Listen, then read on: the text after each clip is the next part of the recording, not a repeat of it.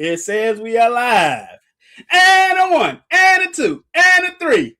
Shabbat shalom. What kind of Shabbat shalom? You got? You got your background off, but Shabbat shalom, everybody. No, it kind of cut up a little bit, but you know, sometimes when you yell, if you got your background thing cut off, it won't, or echo cancellation, it won't let it go all the way through. But we got look who we got. We got the Warrens and the Armsteads in the house. That's the Texas group. Wait a minute, is that Brother Tristan? Yeah. Bodyguard. All right, we got everybody in the house today. That is the Texas crew right there. They are all gathered at the Warrens today. And I didn't know they were gonna be together. It was a pleasant surprise. Yeah, that's hold on. Let me make sure I'm getting it right. That's Sister Sophia right there. That I'm going from right to left on my screen. We got Brother Sterling Silver. We got Baby Malachi. We got Grind Like Josh. We got we got Chanel T. We got Chanel T. Des W. Des Chanel T. The original OG, the original Sterling. And we got Mama Danielle. And we got Fido. We got Brother Tristan. And all the way on the left, I don't believe we have met, my good sister. What is your name? Hi, my name is Bree. Bree. Sister Bree, thank you for coming on in today. All right, boy, look at it, a house full. Hold on, I gotta get a screenshot. Hold on, My bad. There we go. We got everybody. But hey, thank y'all for coming on in today. That was a pleasant surprise. I said, what the world going on over there? But Shabbat shalom to everybody. Welcome to Rap Ministries. That's Reaching Out People Ministries, and I'm Brother Ronnie. And we got three brothers on the screen. One of them getting ready to leave. Let them know who you are, good brothers. Let them know who you are. Go ahead. Brother Joshua, Brother Sterling. Brother Josh and Brother Sterling. We ain't even got to say hello to all the people we just see. So we knocked out two birds with one stone. But hey, thank you guys for coming on in. Thank you guys for sacrificing your time on today. It's a blessing to see you guys. I said, my goodness, how many is that again? I think about 10. Woo! 11 including Malachi. Hey, that's how you gather for the Shabbat right there. That's how you do. See, we trying to build this thing where we going to be having thousands of people gathering together, where we all in one place. You know what I'm saying? I don't know what the Most High going to do. He might bring me out of Memphis to Texas. I don't know. Mm-hmm. You know, but just thank everybody for coming on in today. Got a great lesson for you today. And if you are listening to the sound of my voice, you're hearing Brother Josh and Brother Sterling right now, you are not here by chance or happenstance. The Most High knew when he formed creation that you would be here today. He knew it. We didn't know it, but he knew it. Also, if you listen to the sound of my voice, you are in the land of the living one more time. And got some notable deaths. Lamont, Grady, Demond Wilson, who used to play Lamont on Sanford and Son. You know, Lamont, you big dummy, passed away from cancer. I said, I just found it. My wife told me this morning. I said, oh no, not Lamont. You know, his name is Demond, or his real name is Grady, but passed away, 79 years old. The mother from Home Alone, you know, she said, Kevin.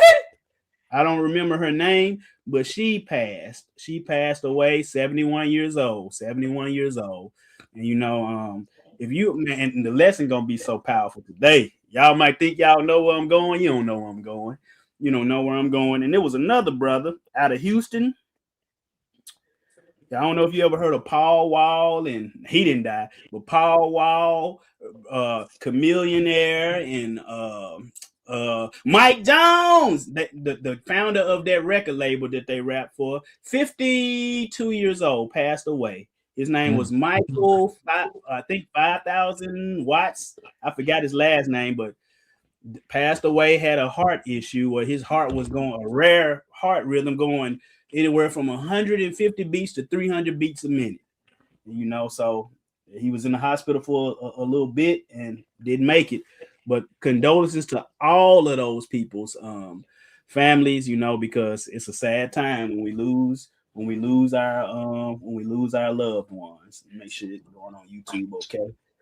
But we'll say hello to the rest of our people, to the rest of our fam. Glad to see all these people up in here today. Glad to see them. Double honor to the elders. The Elder Henry. Thank you for coming on in, Elder Ohio crew. You and Brother Guy, and you and Brother Isaac. Yeah, Brother Isaac, my main man. Thank you for coming on in today. Appreciate you, Ohio crew. Kelvin Ben Yahuwah, father of servant of Yahuwah. Thank you for coming on in, good brother. And again, thank you. I saw what you've been doing on this week. Thank you, my good brother. Matter of fact, Brother Sterling, I just saw yours too. Thank you, my good brother. Thank you. I said, oh, okay. My apologies, guys. I don't be checking. So if you give to the ministry and I don't say, you got a text message, email, or a phone call coming. So I don't be checking like I should. And so one time Sister Sheila on here, I saw her on here. One time it was like 2 months. She said, Brother Watchman, did you get that? And I said, oh, I'm so sorry. Sister Yanis too. Pastor, did you get that? I said, let me go see. Don't even be checking sometimes, and I need to, because I have to keep the books and everything. It make more work for me. A backlog, I gotta be writing everything down and everything, putting it in the books, even though a lot of stuff is electronic, but I still keep books. You hear me? You gotta keep books. You don't never know who coming. Like, we need to see your books, brother. So it's just separation of church and state, but just go ahead and see them though. We ain't doing nothing. We ain't doing nothing we ain't supposed to be doing. We doing everything by the book. You hear me? By the Bible book and by the law, the man law book too. We don't play them kind of games. Brother Ronnie money right here. Church money in his own separate account ain't got nothing to do with Brother Ronnie over there. Because your pockets is the worst place to be keeping other people's money. You hear me? But anyway, thank everybody for coming on in. Sister Auntie, I know they got a house full too. I need to FaceTime her right now. There's a house full up in there too. Thank you for coming on in, Sister Auntie. Peace and blessings to you as well. Yes, see. Servant of Yahuwah, son of Kelvin Ben Yahuwah. Thank you for coming on in. Shalom to you as well, my good brother. Shalom. Peace to you. Sister Yanis Tashua Yamirez from the victorious house of Carlos. Thank you for coming on in, good sister. You and your whole crew, Brother Carlos, Sister Yanis, Baby Charlotte, Warrior Caleb, and Baby Claire on the way, and Sister Roja Ali, get her on. Roja Ali Flowers, thank you for coming on in, sister. Thank you for coming on in. Really appreciate you. Ohio crew. Can't wait to see y'all again, whenever that may be. Can't wait. Brother Isaac, I see you. Isha Yadin. Thank you for coming on in, good brother. Thank you for coming on in.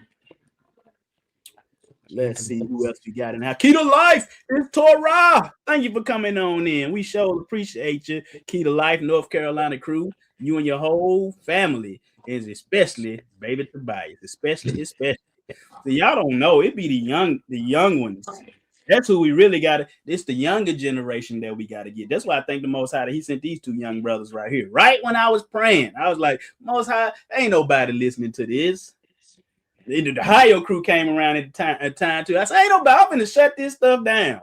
I was like, hey, you know what? I'm gonna keep the Shabbat with my family. I'm gonna do, we gonna shut it down. At least the YouTube portion, we gonna shut it down, and then everybody start coming. Most High said, because He know Brother Ronnie go do what He say. I would do what I say. Man, look here. I could be playing one of them 121 original Nintendo games. Studying on my own, and Most High, He starts sending the people. But Sister Sheila, thank you for coming on in today. Shabbat shalom to you, sister. Thank you for coming on in.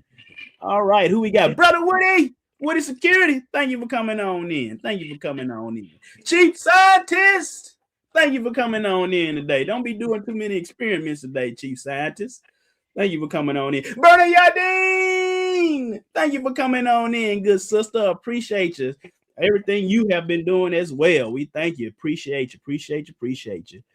And let's see. Mama C. Hey, thank you for coming on in. You and the Doves. Mama C. Hey, in the house today. All right.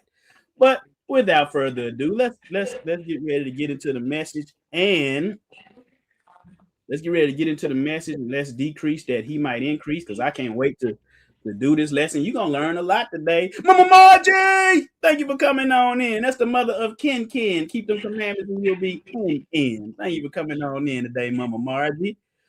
And one thing, Mama Margie, if she come in late, she'll type in on the comments, I came in at this, thus and thus time. I said, she don't got to do that, but I appreciate that. I do appreciate that. She let me know when she came in. Let's see. But let me decrease that he might increase. Let's see. Present. Share screen. Window. Animal Kingdom. Let's get it. All right. Let's make sure it goes on YouTube correctly. Okay, what you doing now? It ain't doing what I told it to do. Hold on. Oh, it said you ain't told me to do that yet, brother. But let me make sure it popped up on YouTube. We'll pray and we get on into it. Man, it was a blessing to see all these people on today. I'm trying to tell you. Hit that like button too. We got over 30 likes last 2 weeks in a row. We over 30. Let's see if we can keep it 3 weeks in a row. Got everybody up there. Even the bodyguard up there today. All right. But it's on YouTube correctly. Let's go ahead and pray. Abba, Heavenly Father, we just thank you for today, your holy Sabbath day, the day you hung creation many millennia ago. Father, we thank you for all of your people that came here to hear your word, and we thank you that you would bless them. We thank you that you would edify them, and we thank you that you would give them a special miracle in their life today. Father, we just thank you right now that they won't just be a hearer of your word, but they will be a doer of your word, because hearers get the faith and doers get the results. Father, we just thank you right now that your Holy Spirit, your Ruach, will flow through me, Brother Sterling and Brother Josh, and cause us to say the things that we need to say to administer life unto your people. Father, we just thank you right now that the devil is doomed, damned, and defeated, and we will only flow in unity and in peace, because we bind him up and cast him out. We just thank you for peace. We thank you for unity. And we thank you for all of your blessings that you will bestow upon us on this day. Father, lastly, we just thank you that you alone will get all the praise, all the honor, all the glory. Do your mighty, magnificent name. And we seal this prayer in the precious name of your Son, Yahushua the Messiah. Amen. Amen. There you go. Ken. Keep them commandments and you'll be in. You and Sister Fancy Nancy, we thank the Most High for you today. Thank you for coming on in, everybody, for coming on in today. You know, we had a lot of snow and ice. It's still out there. It's starting to melt a little bit now. You can finally kind of see our street. Been out of work all week, sleeping and slumbering all week. I'm like the people on the Wizard of Oz. What they say, we get up at 12 and start our work at 1. An hour break and then we're done. Oh, Brother Ronnie been sleeping this week. You hear me? Get up probably around about 8:30, 9 o'clock. Eat breakfast with the family. We watching a little TV while we eating breakfast and stuff. Then I go sit down and don't get back up to about late, y'all. All time to tell you, I've been needing this rest, and I thank the Most High for it. Thank him for it. You know. But anyway, guys, what we talking about today? Learning from nature and the animal kingdom. Again, the title is Learning from Nature and the Animal Kingdom. Yeah, Brother Ronnie, what are you, man? You talking, man? This ain't the zoo. What are you talking about? Let me show you the Bible commands you, tells you to learn from them. It tells you to learn from them. No, it don't. Yes, it do. You know, But let's go ahead. We're gonna get it kicked off in Matthew chapter 6. I don't know which one of you brothers want to go first. So y'all do rock, paper, scissors or something and go and kick it out. Get that Matthew 6, 25 to 34. All right. Therefore, I say unto you, take no thought for your life, what ye shall eat, or what ye shall drink, nor yet for your body, what ye shall put on. Is not life more than meat, and the body more than raiment? All right, stop right there. I call this verse, and see, nobody don't see the way I got my Bible marked up. This is called behold and consider. What did I just say, brothers? Behold and consider. Behold and consider. What is he talking about? I got the three glories, the behold and consider, the when and the then, the great animal. That's how I learn stuff. I give it names so that it'll be easy for me. But anyway, go ahead and get verse 26. What it say? Behold, the fowls of the air. Hold on. Stop right there. What does that mean? Behold, the fowls of the air. Look upon. Look, just look at them. Look at them. You can learn something from them. Shut up, stupid, and learn from them. Go ahead. For they what? For they sow not, neither do they reap, nor gather into the barns. Yet your heavenly Father feedeth them. Are ye not much better than they? Which of you by taking thought can add 1 cubit unto his stature? And why take ye thought for raiment?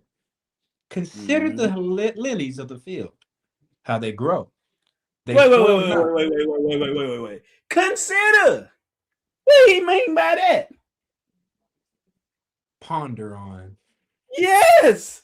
Ponder upon the lilies of the field. Go out there and look at the lilies of the field. Go ahead. They what? How they grow. They till not, neither do they spin. And it says how they grow. They toil not. They don't do no work. Neither do they spin. They ain't worrying about what they gonna. They ain't spinning. They ain't sewing nothing. No garments or nothing. They ain't got no sewing machine with the little paddle. They ain't doing that. And yet what? I say unto you that even Solomon in all his glory was not arrayed like one of these. He wasn't arrayed like one of them because guess what? They not worried about what's going on. They just know that the Most High gonna take care of them.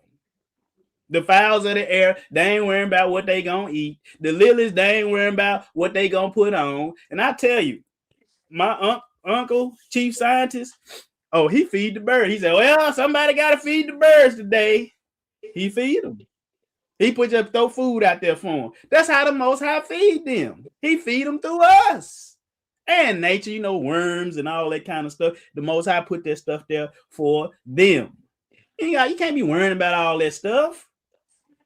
My goodness, stop worrying. And in this time that we're living in, a lot of people doing a lot of worrying.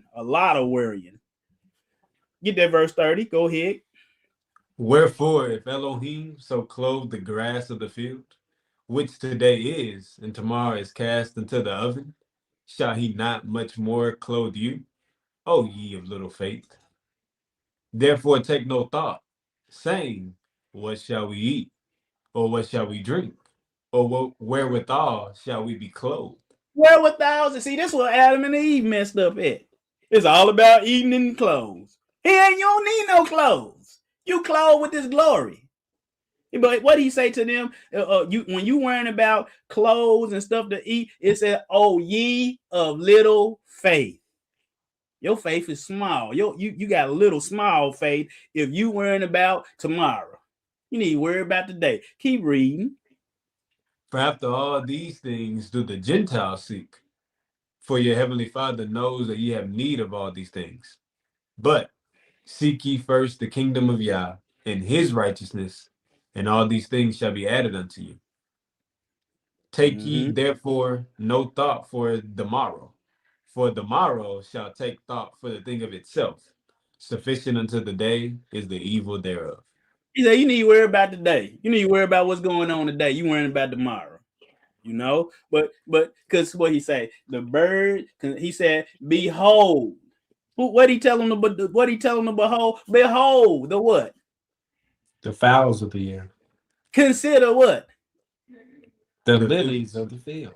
Are those two things? Are the fowls of the air and the lilies of the field? Is that nature in the animal kingdom? Mm-hmm. He told us to behold and to consider. Hold on, we're gonna keep it pushing. Let's go to Psalms 148, 1-14. Go ahead and get that, good brother. Praise ye Yahuwah.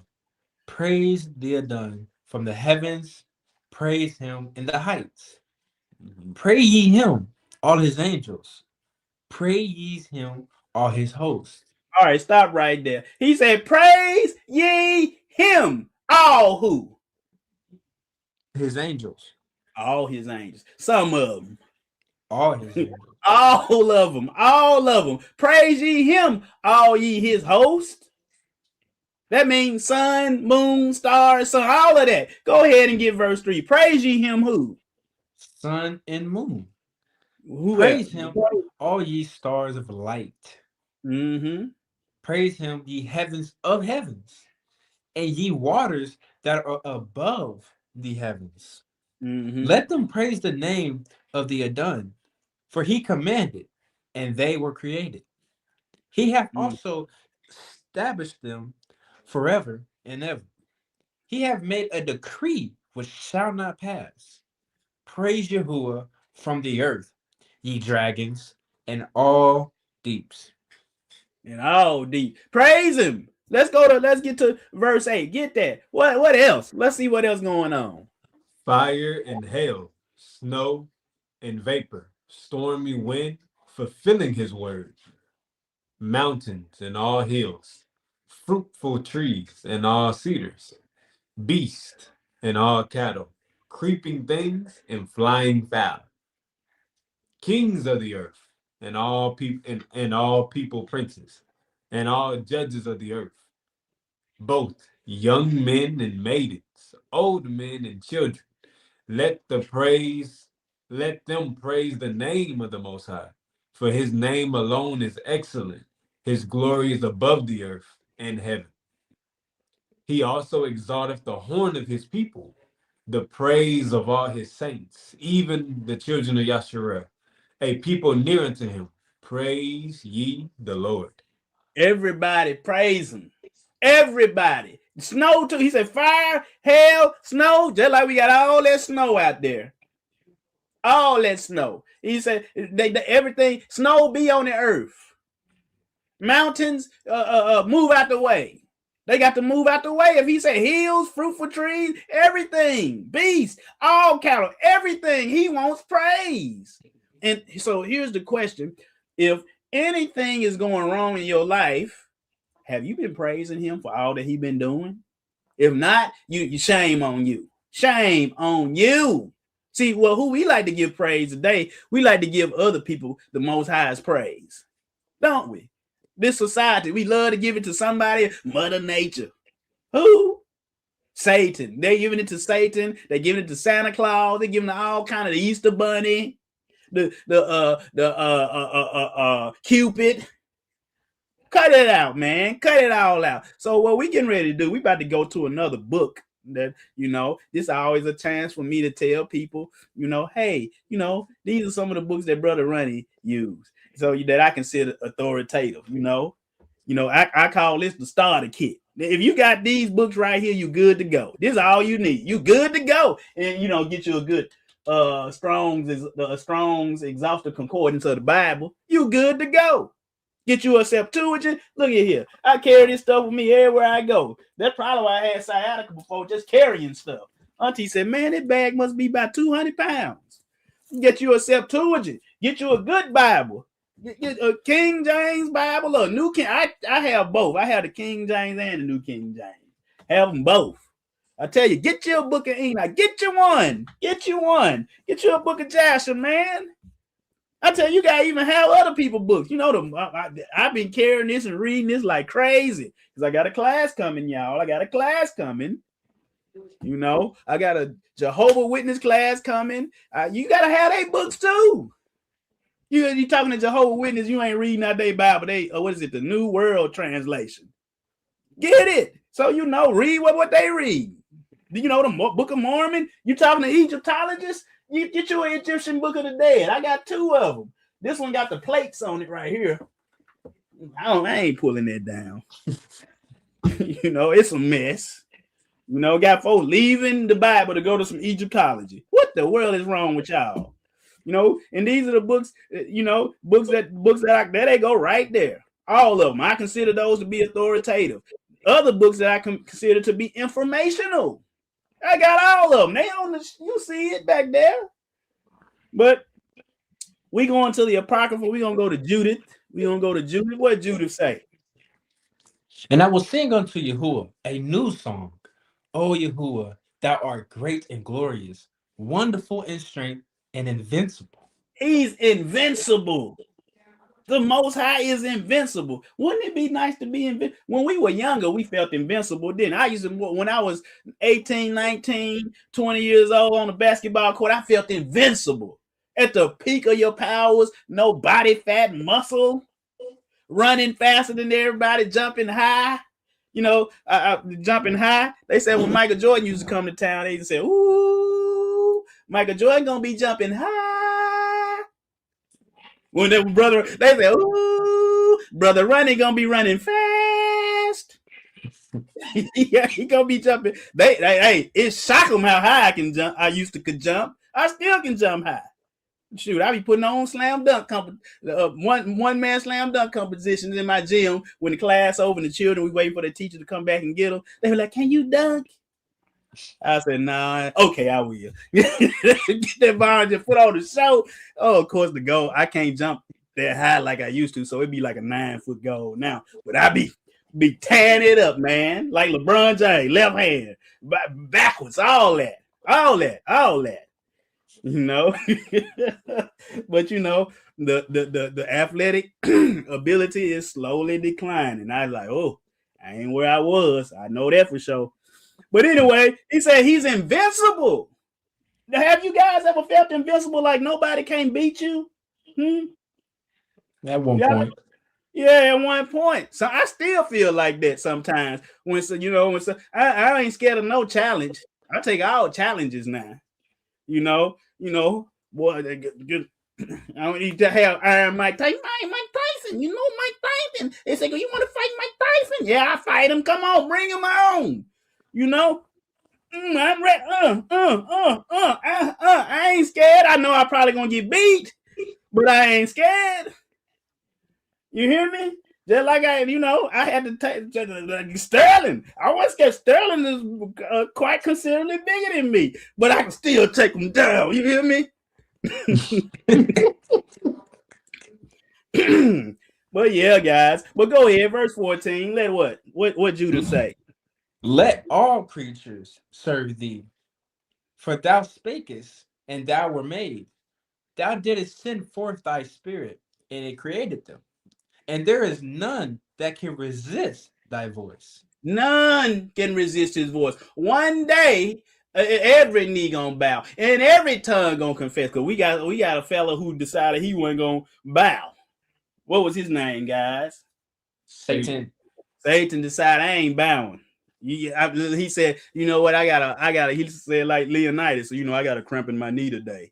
When Leonidas went bow to Artaxerxes, Leonidas said, "Funny, the cramp in my knee and leg will not allow me to bow today." That's what Satan decided to do. But go ahead, none can resist his voice. Go ahead, for the mountains shall be what? They shall be moved from their foundations with the waters, and the rocks shall melt as wax at thy presence. Yet thou art merciful to them that fear thee. He merciful to everybody. To those who fear thee. That's from the beginning of the Bible all the way to the end. Go watch out. We got a class called Mercy. Every time he's only merciful to them that fear him. You can see that today. If you go in the judge's courtroom being all arrogant, what's gonna happen to you, brother Josh? You ain't gonna get as much mercy as you could have. You ain't shoot. If I was a judge, and you come up in my stuff, all you ain't you throw him away. Throw away the key. He is too much. You better be glad I ain't the judge. But let's get to Luke 19:37-40. Go ahead. Because what right here we see he want in all these that we just read, he want everything praising him, don't he? Yes. We saw the behold and the consider. We heard it, but then we got to the just praise him. Do it. Praise ye Yahuwah. Do it. He want everything. He want all the praise, all the honor, all the glory that's due his mighty, magnificent name. And why is he due all the praise, honor, and glory due his name? Because he made everything. I want to go to that Judith real quick. Go back to Judith. Did I pass Judith? There we go. But she said, thou didst send forth thy spirit, and it created them. Who would that be? Everything. All creatures. No. Thou didst send forth thy spirit. Who would that be? Yahusha. Yes, the Messiah created everything. He just told you, hey, go do this. There is none that can resist thy voice. And when Adam and Eve fell, what they say? I heard thy voice walking in the garden. See, people, they don't understand what they read. But anyway, let's get that, because now we're finna see some rocks. We seen mountains moving out the way. Mountains ain't made out of nothing but what? Rocks. Go ahead and let's read Luke. Now, this is when the Messiah was going into Jerusalem, and they were throwing down. He rode in on a little coat foil, a donkey came on in, riding on him, and everybody was saying, "Blessed." His disciples were saying this. Go ahead, let's just read it. Go ahead. And when he was come nigh, even now, at the descent of the mountain, the Mount of Olives, the whole multitude of the disciples began to rejoice and praise Elohim with a loud voice for the almighty works that they had seen. Hold on. The whole multitude of the who? Of the disciples. The people the disciplined ones. The ones in whom the law is sealed, according to Isaiah chapter 8, I believe. Hold on, let me check that. Let me fact check that. Am I right, Brother Sterling? What you think? I think you got a pretty good idea going for you. Yeah. Let me go. Because I'm telling you, I get some ugly emails. 34 watching. Thank y'all for coming on in today. I sure appreciate it. Yes, it is Isaiah 8:16. Yeah, it was right. Yeah, there we go. We good. But go ahead and finish. He said only they started in a loud voice, not no quiet Casper milquetoast panty waist voice, with a loud voice. What was they saying with their loud voice? Saying, blessed be the King that cometh in the name of the Most High. Peace in heaven and glory in the highest. And glory in the highest. They said, blessed be the King. Blessed be the King. Josh did a great job with that. Blessed be. No. Blessed be. I don't want nobody to hear me. Blessed be the King. No. Blessed be the King that cometh in the name of Yahuwah. Peace in heaven and glory in the highest. Go ahead. Get verse 39. And some of the Pharisees from among the multitude said unto him, Master, rebuke thy disciples. They said, tell them to shut up. Master. Tell the Pharisee calling me master, but you telling them to stop that. Stop saying what they saying. He said, Master. They said, Master, rebuke thy disciples. What did he say? And he answered and said unto them, I tell you that if these should hold their peace, the stones would immediately cry out. If they don't say it, the stones gonna say it. The rocks gonna say it. See, I'm trying to tell you, praise. He requires praise. If the praise steals the enemy, we got to get into a better praise life, a better prayer life, and a better praise life. Tell what he been doing. Don't be keeping it and hoarding it to yourself.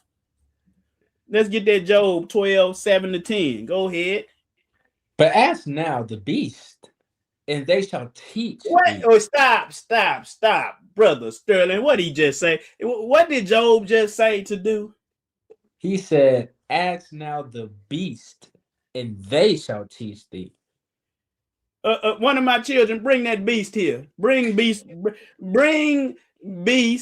Roscoe to me real quick. Bring him here. What did he say? Ask now to who?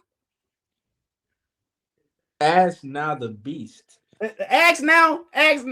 He said, ask now the beast, and they shall teach thee. Did y'all hear me? Did y'all hear me? Huh? I don't hear no feet going nowhere. I hear some now. Tell them to hurry up. I'm on the pod. Come on. Goodness, let me go get the beast because they taking too long. I'm gonna get buddy. Are y'all watching? What the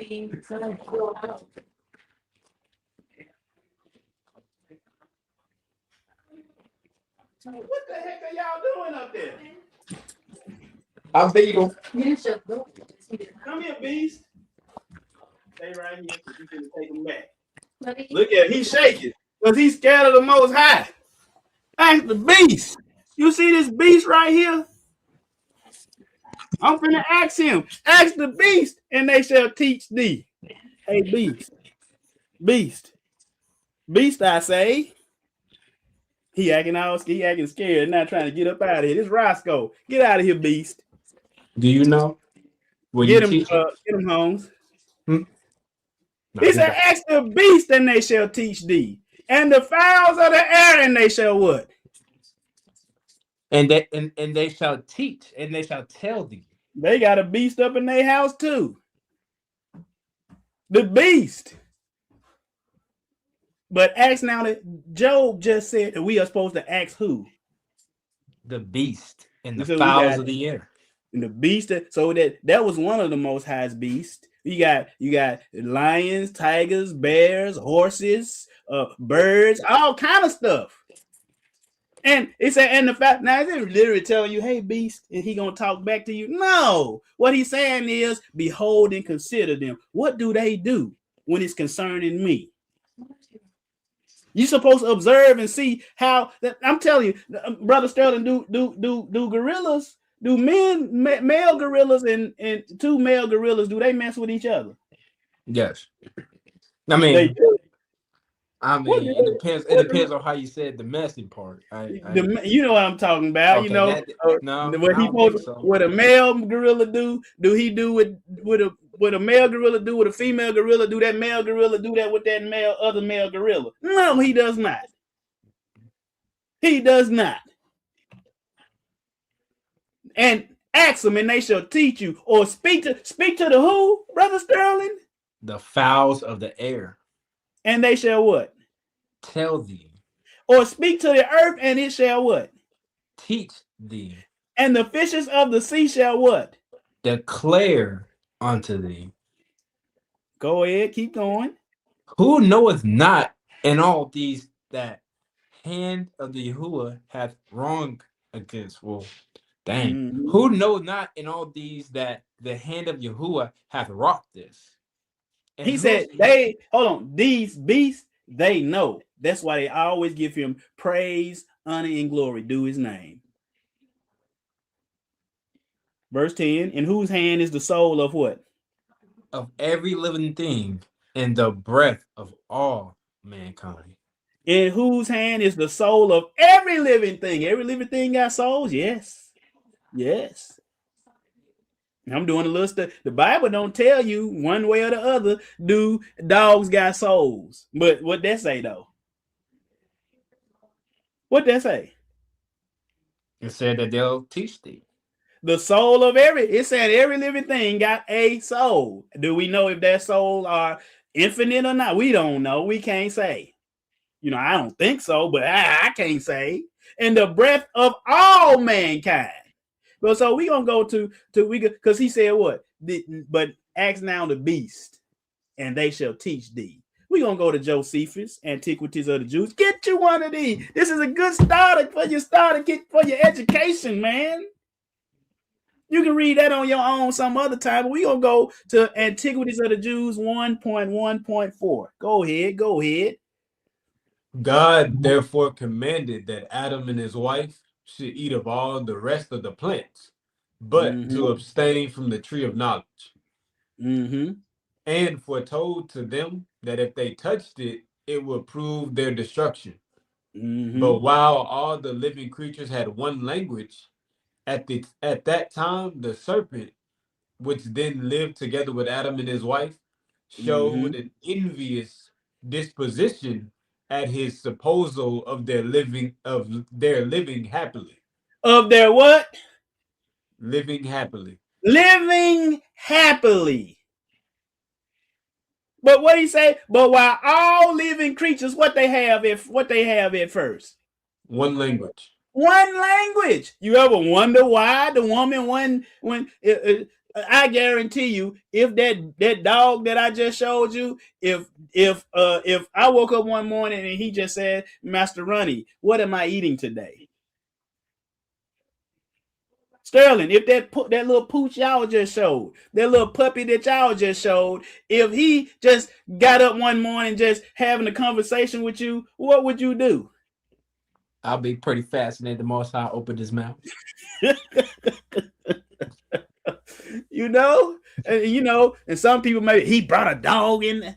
What are you talking about? It's still one of the most high creatures, isn't it? They do what he say. When what they do, when he told them, when Jezebel told who was that? Well, it was whatever the prophet was, that I think it was Elijah. I'm gonna kill you.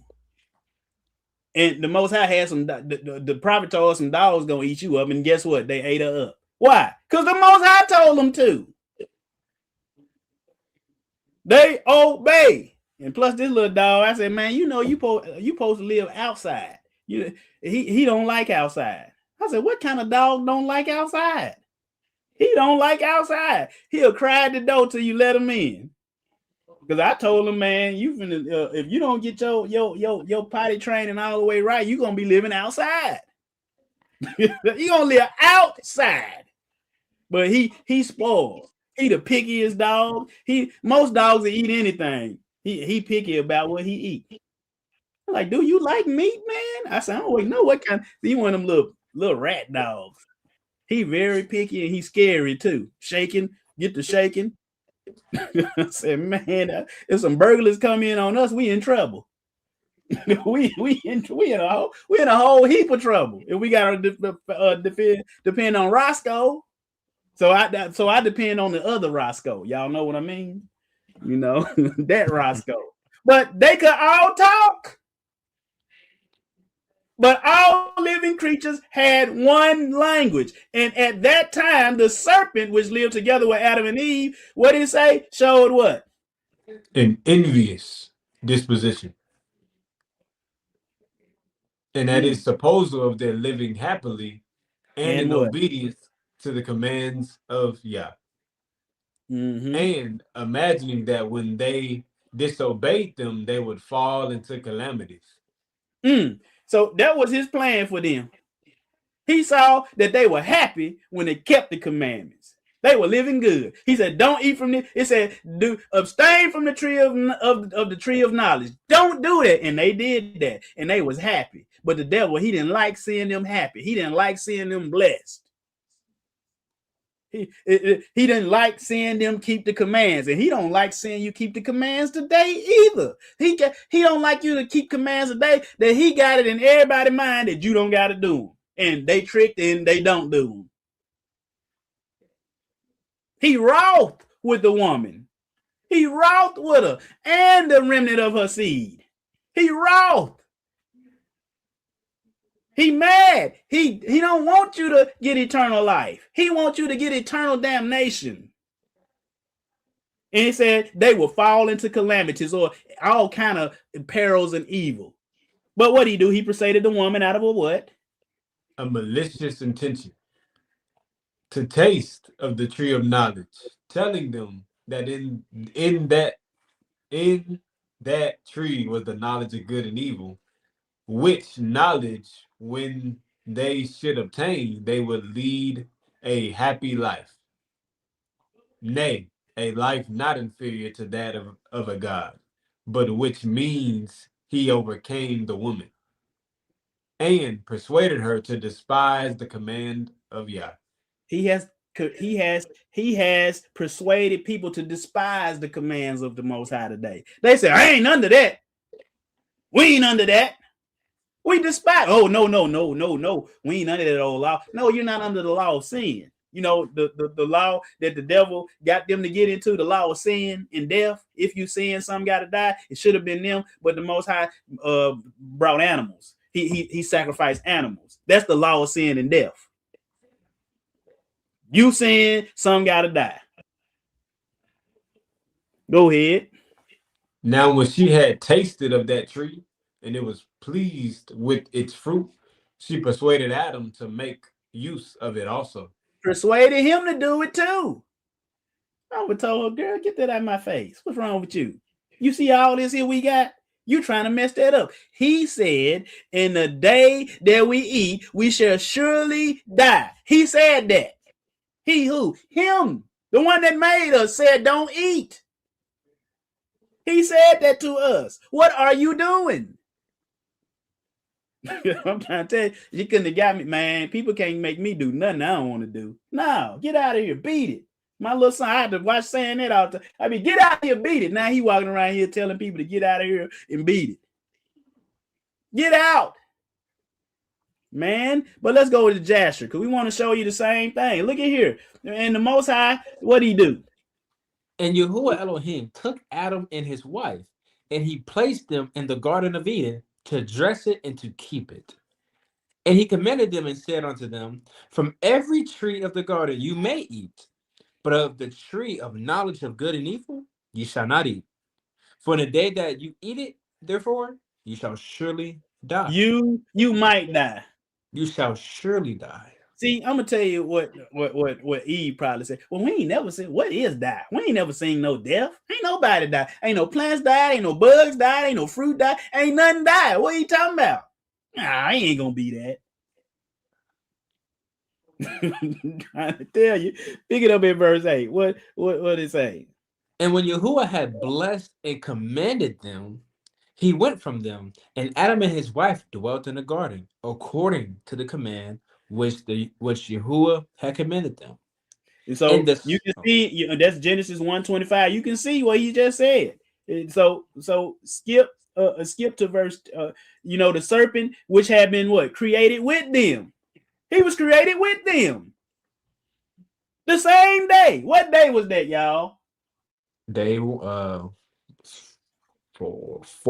or 5 that man was created. 6. He was born created the 6th day. All the creeping things. The sixth day. That's the number of a man. 6. But verse 10, pick it up. And the serpent enticed and persuaded the woman to eat from the tree of knowledge. And the woman hearkened to the voice of the serpent, and she transgressed the word of Yahuwah. She just changed masters. Right at that time. And we see that Adam, he ate too. But let's go back to Antiquities 1.1.4. He was envious of their what? They're living happily. Living happily and in the obedience to the commands of the Most High. That's what it is. So we're going to take a little side step. Living happily and in obedience to the commands of Yah. That's what it means. Blessed and happy. That's what a lot of translation when it said, blessed be the undefiled in the way who walk in what? The law of the Most High. Get that brother some coffee. Who walk in the law of the Most High. Blessed. Well, let's look at the New Living Translation. What does it say? Joyful are the people of integrity who follow the instructions of the Most High. What does the Christian Standard Bible say? How happy are those whose way is blameless, who walk according to the instruction, according to the Most High's instruction. What does the Holman Christian Standard Bible say?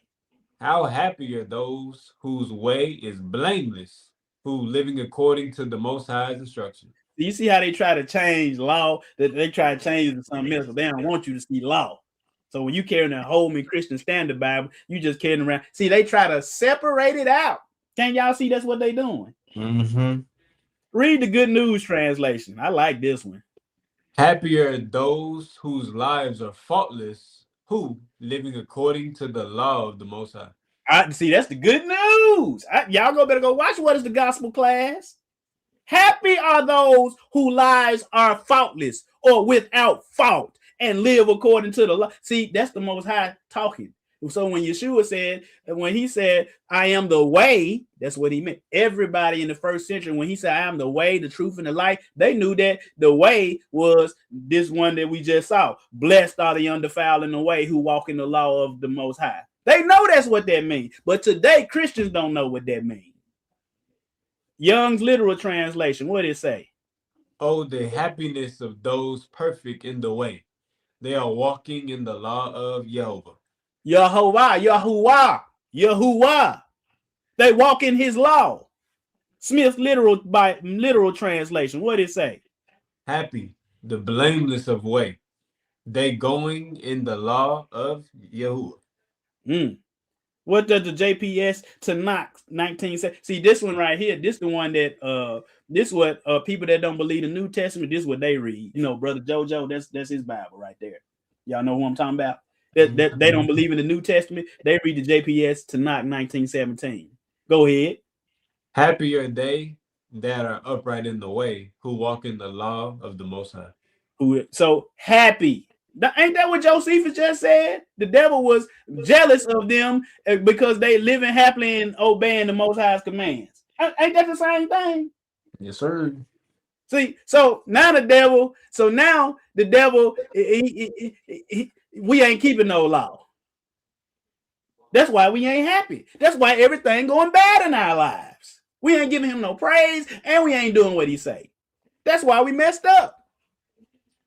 Toe up from the flow up. But I like the Septuagint. It says, I'll read this one. Hallelujah. Blessed are the blameless in the way who walk in the law of Yahuwah. Woo! Well, let's go back. Let's go. Still in 1.1.4. Go ahead. What did he do to that snake for doing that stuff? He also deprived the serpent of speech out of indignation at his malicious deposition towards Adam. Besides this, he inserted poison under his tongue and made him an enemy to man. And suggested to them that they should direct their strokes against his head, that being the place wherein lie his vicious design towards men, mischievous design towards men, and it being easiest to take the vengeance on him that way. And when he had deprived him of his use of his feet, he made him to go rolling all alone and dragging himself upon the ground.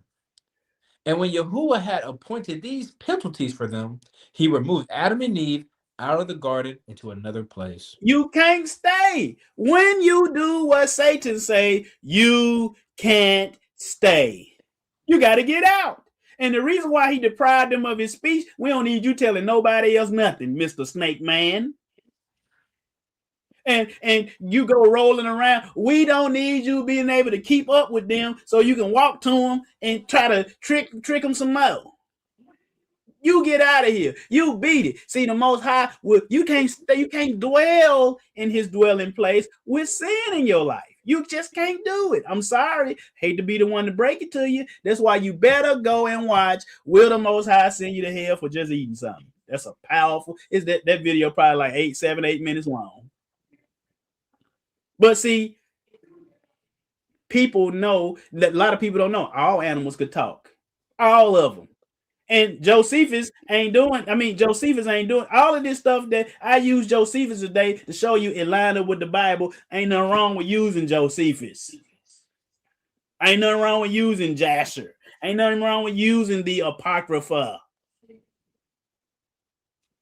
The Bible in Genesis say the same stuff. And Josephus was a Hebrew Israelite, and he lived during the 1st century. Read with that page that I saw you. Read what they say. A lot of stuff we wouldn't know about if it weren't for Josephus. We wouldn't know nothing about no Dead Sea Scrolls. Nothing. But I'm telling you, Hollywood know that these animals could talk, don't they? They knew that. They know that Hollywood knows a lot about this Bible. And once your eyes become open, when you watch all this stuff, you see everything they telling you. But we just sleep at the wheel. Awake, you sluggards! We gotta awake unto righteousness. But we're gonna go to Shrek. You know, Shrek, him, donkey. But Shrek is a movie all about what? All about fairy tales. Like who? Rumpelstiltskin. Puss in Boots, the Gingerbread Man, Pinocchio, Humpty Dumpty, and guess what? So all of these are fairy tales. So what they want you to believe is that the Bible is fairy tales too. There ain't no other stuff with no talking donkey, no other what they got. Because a lot of people think that the Bible is just a literature book, a book of stories. No other book got a donkey talking. None. You know, look at Shrek. You know, hey, donkey, what you doing, donkey? Shrek, why you in my face, Shrek? Don't you know that you need to get out of my face? You know, but we gonna look at a talking donkey. You know, a donkey, a donkey. Go ahead and get that, man. Go ahead and get that. Go. I'm going somewhere with this, y'all. Come on, get it.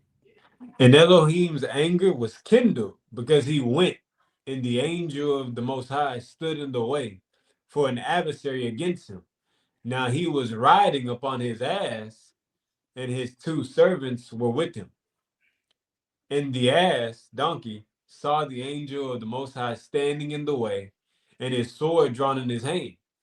And the ass turned aside of the way and went into the field. And Balaam smote the ass to turn her into the way. But the angel of the Most High stood in a path of the vineyards, a wall being on this side and a wall on that side. And when the donkey saw the angel of the Most High, she thrust herself into the wall and crushed Balaam's foot against the wall, and he smote her again. Stop right there. So we got 2 things going on. So the donkey, did he see the angel of Yahuwah? Yes. Did Balaam see him? No. See, animals can see in the spirit realm too, can't they? Yes. They can.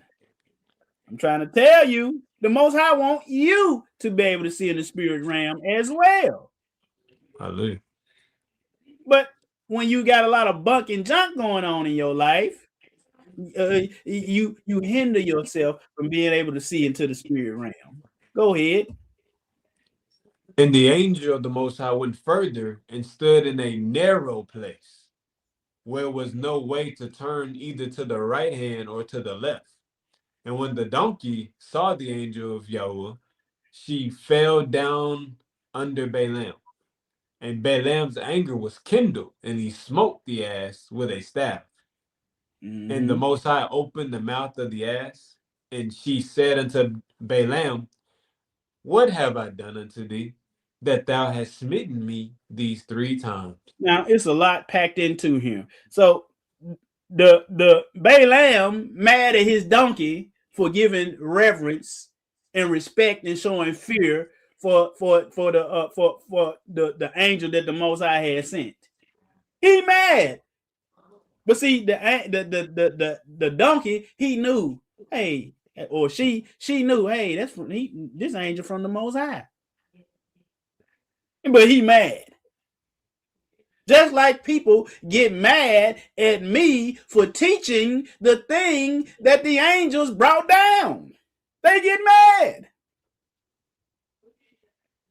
But anyway, but the Most High opened he said, the donkey, she said, what have you done that thou hast smitten me? You done hit me 3 times. And Balaam said to the what? Said unto the donkey, because thou hast mocked me, I would there, if I would there were a sword in my hand, for now I would have killed thee. Hold on, stop right there. Is Balaam shocked at the donkey talking? No. Because everybody, so they all knew these animals were the ones talk. Especially him being a so-called prophet. He knew. But go ahead. And the donkey said unto Balaam, Am not I thine donkey, upon which thou hast ridden ever since I was thine until this day? Was I ever wrought to do so unto thee? And he said, Nay. Then Yahuwah opened the eyes of Balaam, and he saw the angel of Yahuwah standing in the way, and his sword drawn in his hand. And he bowed down in his head and fell flat on his face. Okay, so look here, look what we got going on. So back here, the eyes of the donkey is open, but his mouth was closed, wasn't it? So the donkey eyes has always still been open, but their mouths were closed. Now the same thing with man. With man, our mouths aren't closed, but what was going on with us though? Our eyes are closed. The Most High want to reverse that. He want both your eyes and your mouth open. He wants your ears open too. See, we just read all over this stuff all willy-nilly. Man, there's some powerful stuff in this Bible, y'all. So the Most High had to open his eyes. He had to open the donkey mouth. So the Most High can open eyes and shut eyes, and he can close mouths and shut mouths up, can't he? That he can. Keep reading. And the angel of Yahuwah said unto him, Wherefore hast thou smitten thee, donkey, these 3 times? Behold, I went out to withstand thee, because thy way is perverse before me. The donkey saw me and turned from me these 3 times. Unless she had turned from me, surely now I also had slain thee and saved her alive.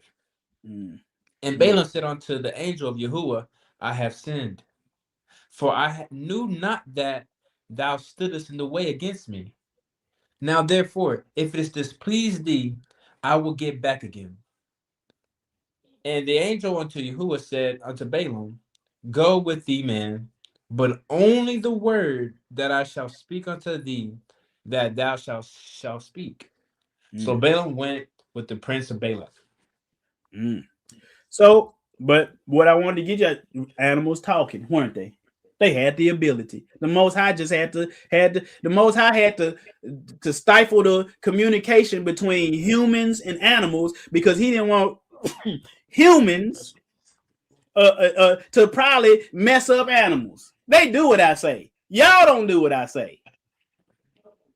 I'm trying to tell you, he had to stop that communication. We got to stop it, because these humans, as wicked as they are, surely they'll turn these animals wicked too.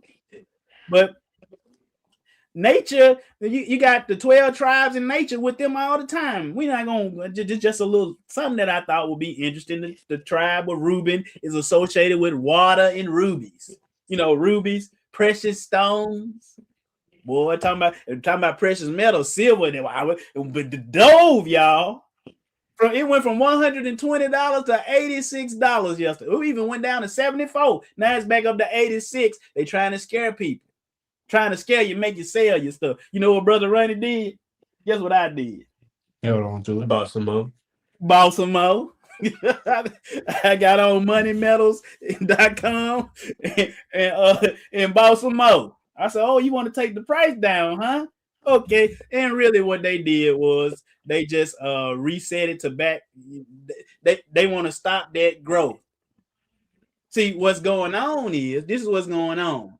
They don't have enough physical silver to meet the paper silver notes that they got. So they got to slow it down. Oh, it's going to rise back up. Don't get scared. Hold on to it. I said, oh, you want to take it down to $74? I said, got on there. Yeah, give me four more ounces. Stop playing around. And what you want to do, store it in a safe place. You say, what's a safe place, Brother Ronnie? Not at your house. You better get you a safety deposit box. You got go take it to the country. You got some land in the country, bury it where only you know where it's at. Your house is not the place to keep it. I'm just trying to tell you, it's not the play. You get somebody gonna bust you upside the head and take it. But Simeon with the topaz, Levi the carbuncle, Judah lions and emeralds, Zebulun, these all is water, rubies, topaz, carbuncle, lions, seas, donkeys, serpents. Is any of that stuff nature? Yes. We're supposed to learn from it. Do you know water can be wonderful for you, but water can also be disastrous for you. Water keeps you alive. When you're thirsty, you drink it. If you're in a place ain't none around, if you don't get back to it, you can die. If you're in the ocean, don't play with that ocean. Them riptides and all that, it can take you up out of here. Learn from it. Topaz, ruby, carbuncle, emeralds. Emeralds, they green. That's gonna come up big in the class a little later. But seas, beryl, look like I got Issachar, Dan, and Asher. Issachar a donkey, Dan is a serpent, Asher is about rich soil and fatness, about royal seed. See, the devil, he ain't got them. He ain't got them 3 breastplates. He ain't got them 3 stones. Benjamin, wolf. Just showing you these things, guys. Look at that breastplate that the high priest wore. Look what they wore. And you and I are king and priest. That's pretty cool. Look at that Satan's breastplate. He missing who? Gad, Asher, Issachar, Liger. It's under Gad. It said Gad is a troop. A troop shall overcome him, but the devil is not an overcomer. He gave in to sin. Agate. It says, Asher is his bread shall be fat, and he shall yield royal dainties. The devil ain't got no royal seed. And the amethyst, I did these wrong back here. I got to go back and change this. I didn't do that. I did the Asher and the Issachar right. I should have had the Gad done right. The Gad I got wrong. But you see it. Read it on your own. But man has a hard time. A hard head, and a man has a hard head, and animals obey the Most High. There's only one animal that didn't obey him. Which animal was that? Serpent. The serpent. But Isaiah 56, 9-10, go ahead, get that. All ye beasts of the field, come to devour, yea, all ye beasts in the forest. His watchmen are blind. Stop right there. All ye beasts. So what he's saying is, all ye beasts of the field, come and devour. Yea, all ye beasts of the field in the forest. Because if the Most High tell them to come devour, what they gonna do, y'all? Come devour. Eat up. They gonna devour. But his watchmen back in those times, what were they? Are blind. They are all ignorant. They are all dumb dogs. They cannot bark. Sleeping, lying down, loving to slumber. They sleep. They ain't warning the people. That's what I do every week. I warn the people, keep these laws, commandments, and statutes. Because that is the evidence that you believe his son. That's the evidence. But anyway, animals at the cell. I could have read all this, but we ain't gonna do this. We'll be here all day if I did that. But look at it. I made this little chart for you guys. Lions killed that prophet who was disobedient to the Most High. Look at it. 1 Kings 13, 11-34. She-bears killed them youths messing with Elijah. You see it. Lions attacked the people in Samaria that was placed in Samaria instead of the Israelites. We read that one a few weeks back. 2 Kings 17, 18-41. Birds and beasts eat and kill the wicked at the marriage supper of the Lamb. See, people don't know what the marriage supper of the Lamb is. They think you're gonna be in heaven eating macaroni and cheese and turkey and dressing. No. You can get that. Same thing in Revelation 9. They line up. But dumb. What do you say? That word is mute, silent, dumb, unable to speak. They're not speaking the truth to the people. They dumb to the Most High. He's saying y'all like dumb dogs. It's like, because that beast I told you, hey, what the Most High say? He a dumb dog. But Hollywood once knew that all these animals could talk. Don't y'all know they knew that? Look at, but here's the thing though.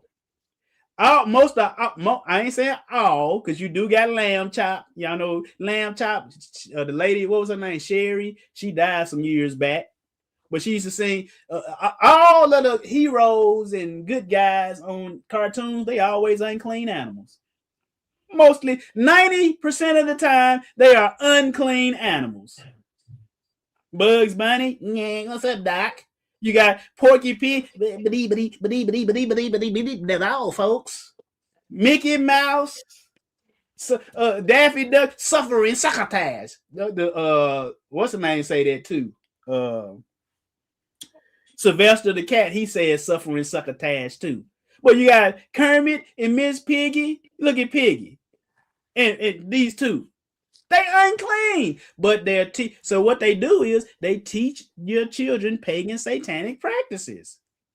This is a little video. It don't have no sound, so if you don't hear nothing, it's because it ain't no sound. Look at it. Happy Valentine's Day.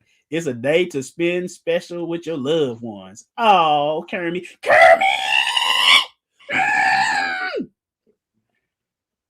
Look at them.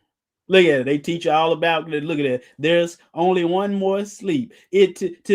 One more sleep to Christmas Day. They teach your children pagan and satanic practices. All of these cartoons do, and the TV shows. Hollywood, Bewitched. It teaches us to be desensitized to sorcery. Charmed.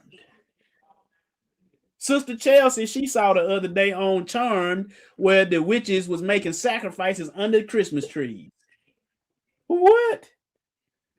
She said, look, grandmother, look. You know, she grown, but auntie is her grandmama. But she said, look. So she knew Brother Ronnie ain't lying about this stuff.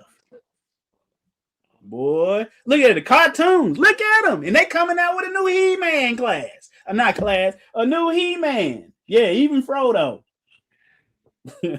Frodo, you know, Bilbo Baggins. And look at that, the Smurfs, Gargamel, Snow White, and they coming out with a new He-Man video game. I said, wow, all of a sudden are they coming out with a new He-Man video game? And then turn around, they finna come out with a movie too. It was a movie trailer. I said, But people don't know that there's heavy influence between He-Man. What's He-Man real name before he become He-Man? His name is Prince Adam. He said, hi, I'm Prince Adam, Prince of Eternia. He said, one day when I held up my magic sword, that probably be the sword of the spirit. And then he got Castle Grayskull. No, what Yeshua is Golgotha, you know, the place of skull, you know, the place where he was killed. This stuff, man, it was some episodes where he was at a tree with a tree in the garden, and a little witch was trying to get him to eat from a tree that he wasn't supposed to eat from. I said, boy, these people telling you the truth. But look at that, Daffy Duck. So I'm going to teach you something on the way to teaching you something. Are ducks unclean? This is something people don't know. You got a lot of people saying ducks are kosher. This right here is from chadbod.org. Chadbod.org. This is a Jewish site. They said duck is a kosher bird or a clean bird, provided that the duck has been slaughtered by qualified shochet and properly salted. Duck meat is perfectly kosher. It is. They say it's clean. AI says yes, duck is considered a kosher bird, provided it is slaughtered. Same thing you just said. And with a known tradition of being eaten, such as Peking, mallard, or runner ducks. While most ducks like Peking are widely accepted, other varieties like Muscovy are debated. Wait a minute. If it's a duck, it's a duck, ain't it?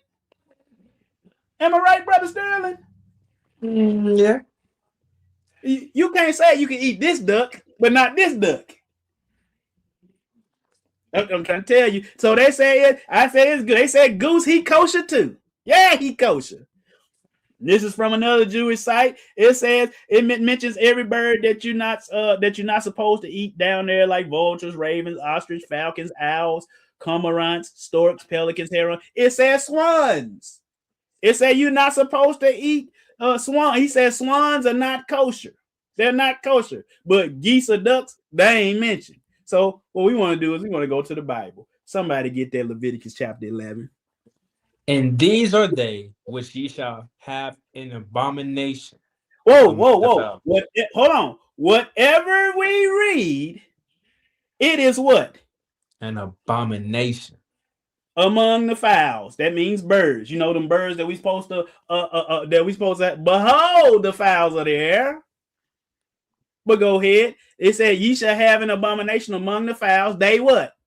Shall not be eaten. They are They are what? abomination. Okay, we ain't gonna read all of these that we just see. Go right to Leviticus chapter 11, 18, and what it say? And the swan. The swan.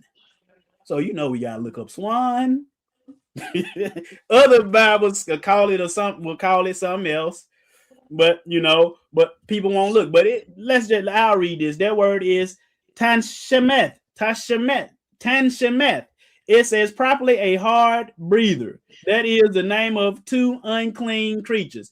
A lizard, it's a lizard and a bird, both perhaps from changing color through their eras. I don't know what that word is, but it says probably the tree toad, please. And the water hen, mole, swan. It says an unclean bird. It used to call it a water hen, but down at the bottom it says swan. Okay, so are swans kosher? So AI says swans are generally not considered kosher according to the traditional Jewish law, as they are not among the birds with a established ongoing tradition of consumption. No, because the Bible said don't. Skip down.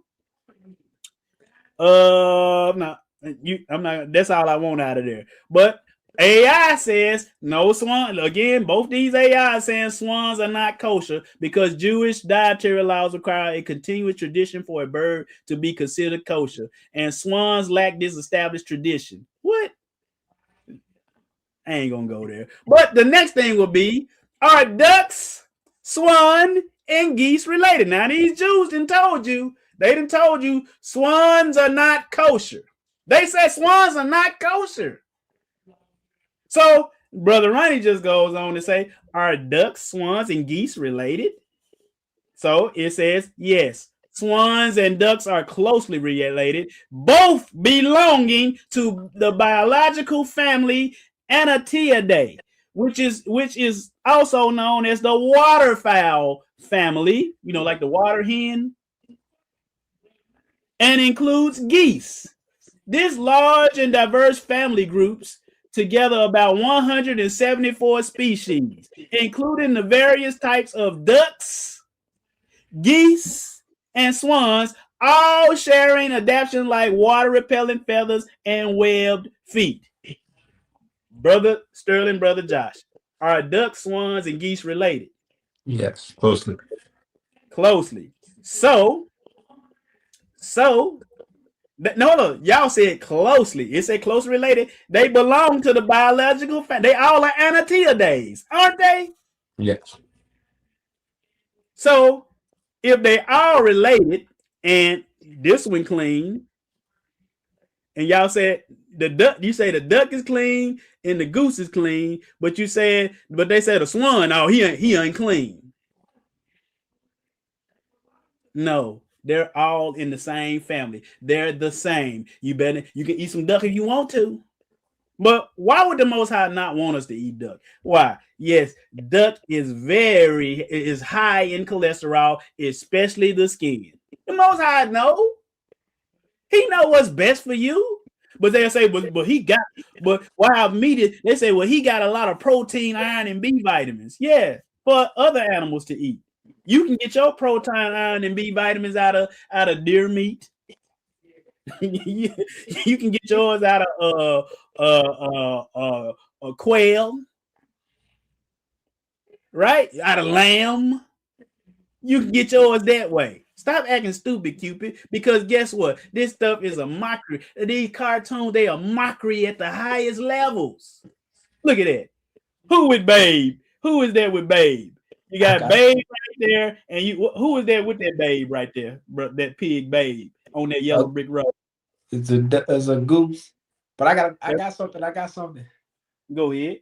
So Because I was remember I asked myself that same question, are ducks clean as well? Now, depending on the translation that you read, when you get to Leviticus on unclean birds, Mm-hmm. a lot of translations don't have swan. The King James Version do have swan. So when you try to read and find the unclean birds and you don't see swan, go to the King James Version and you'll be able to see it there. Right. Right. Yeah. Some people, yeah. That translation get people. But the Jews of today, they said ducks are clean. They said geese are clean, but they said swan is unclean. That's too close for me to be trying to gamble with the rolling the dice.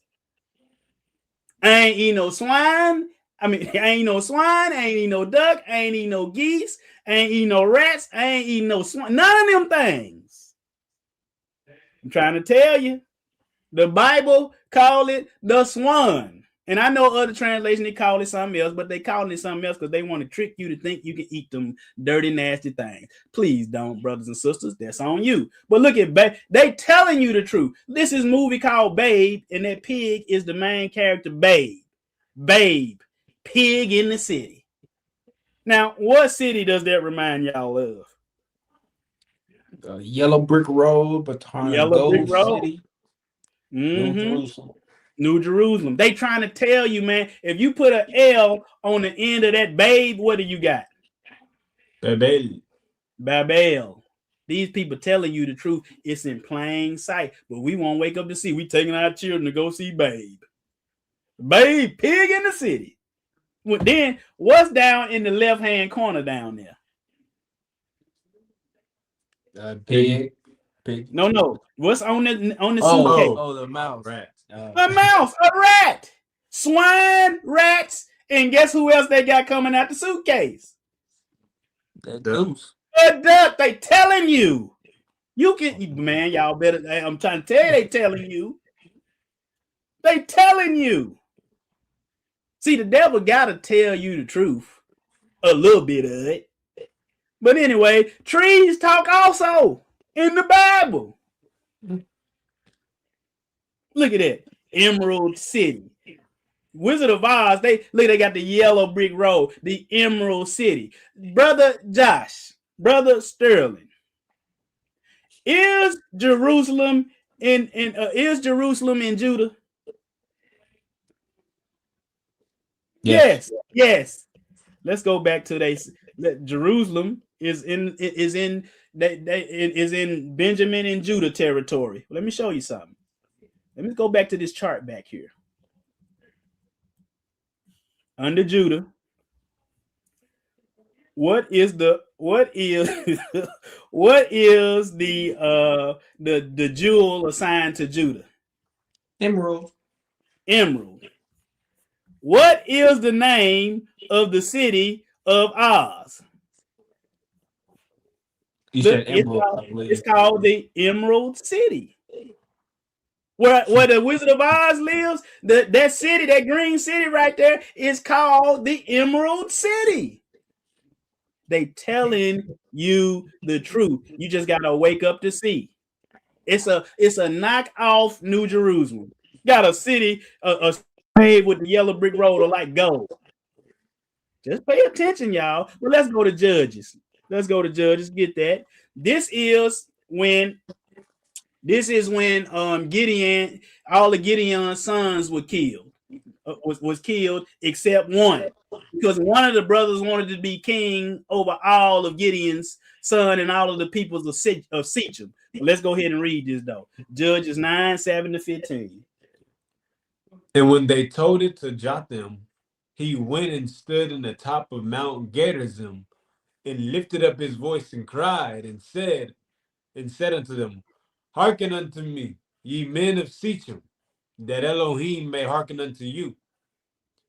The trees went forth on a time to anoint a king over them.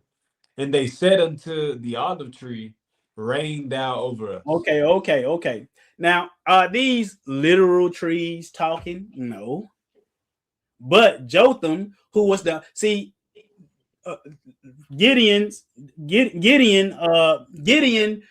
had 70 sons. And Abimelech, one of Gideon's sons, killed all of the other brothers except Jotham, because Jotham hid himself. And then Abimelech became king. He was king over them for 3 years. But listen to what Jotham says. He's saying our brother ain't worthy. This dude that killed all my brothers, he ain't worthy to be no king. But go ahead and get that though.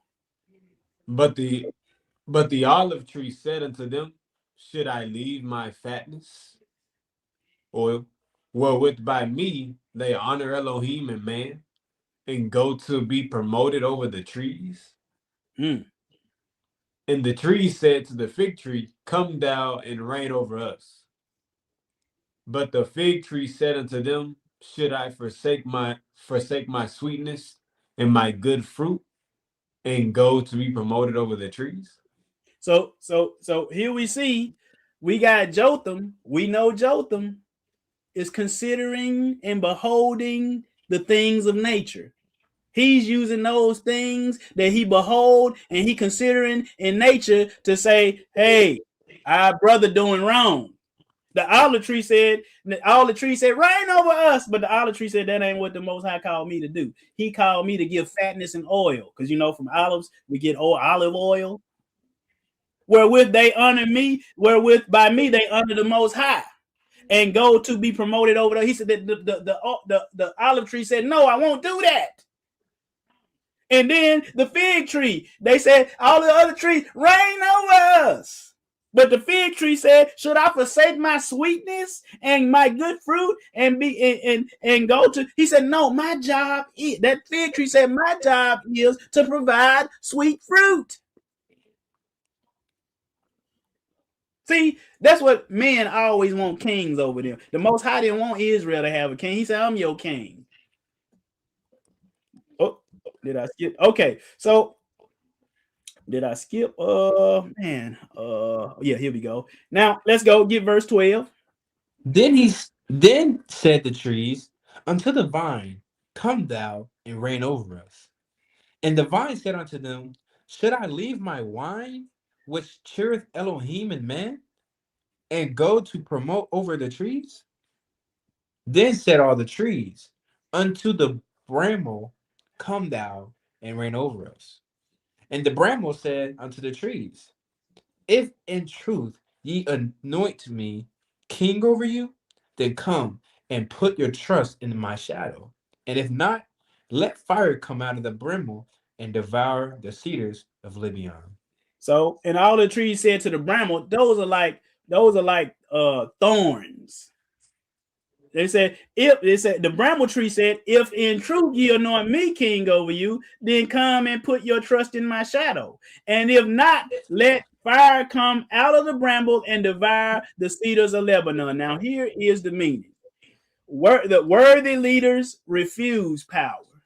Unworthy leaders seize it and bring ruin. See, Abimelech, he was unworthy, and he brought forth ruin to the people of Sechem. Just go read it on your own. All right.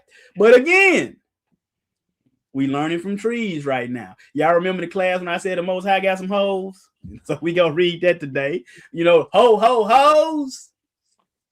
We gonna read that, because we gonna read Isaiah chapter 55, 1-13. And guess what? One of them hoes is in Isaiah 55, 1. Go ahead and read.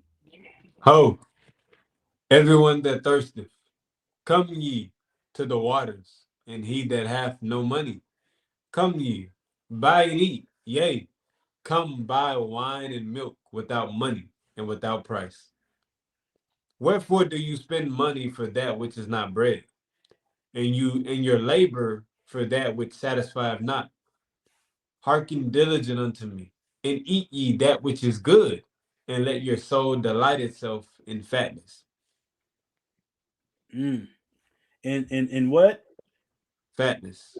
Or like oil, like we just saw with the olive. But here go the other two hoes. So we got to give you a ho. Just like, so I'm telling you, if you in Christmas, go watch that Santa, the God of Christmas class. Go watch it. But what Zechariah 2:6 say about some ho-hos? Ho, ho, come forth and flee from the land of the north, saith the Most High. For I have spread. What would the land of the north be? Babylon.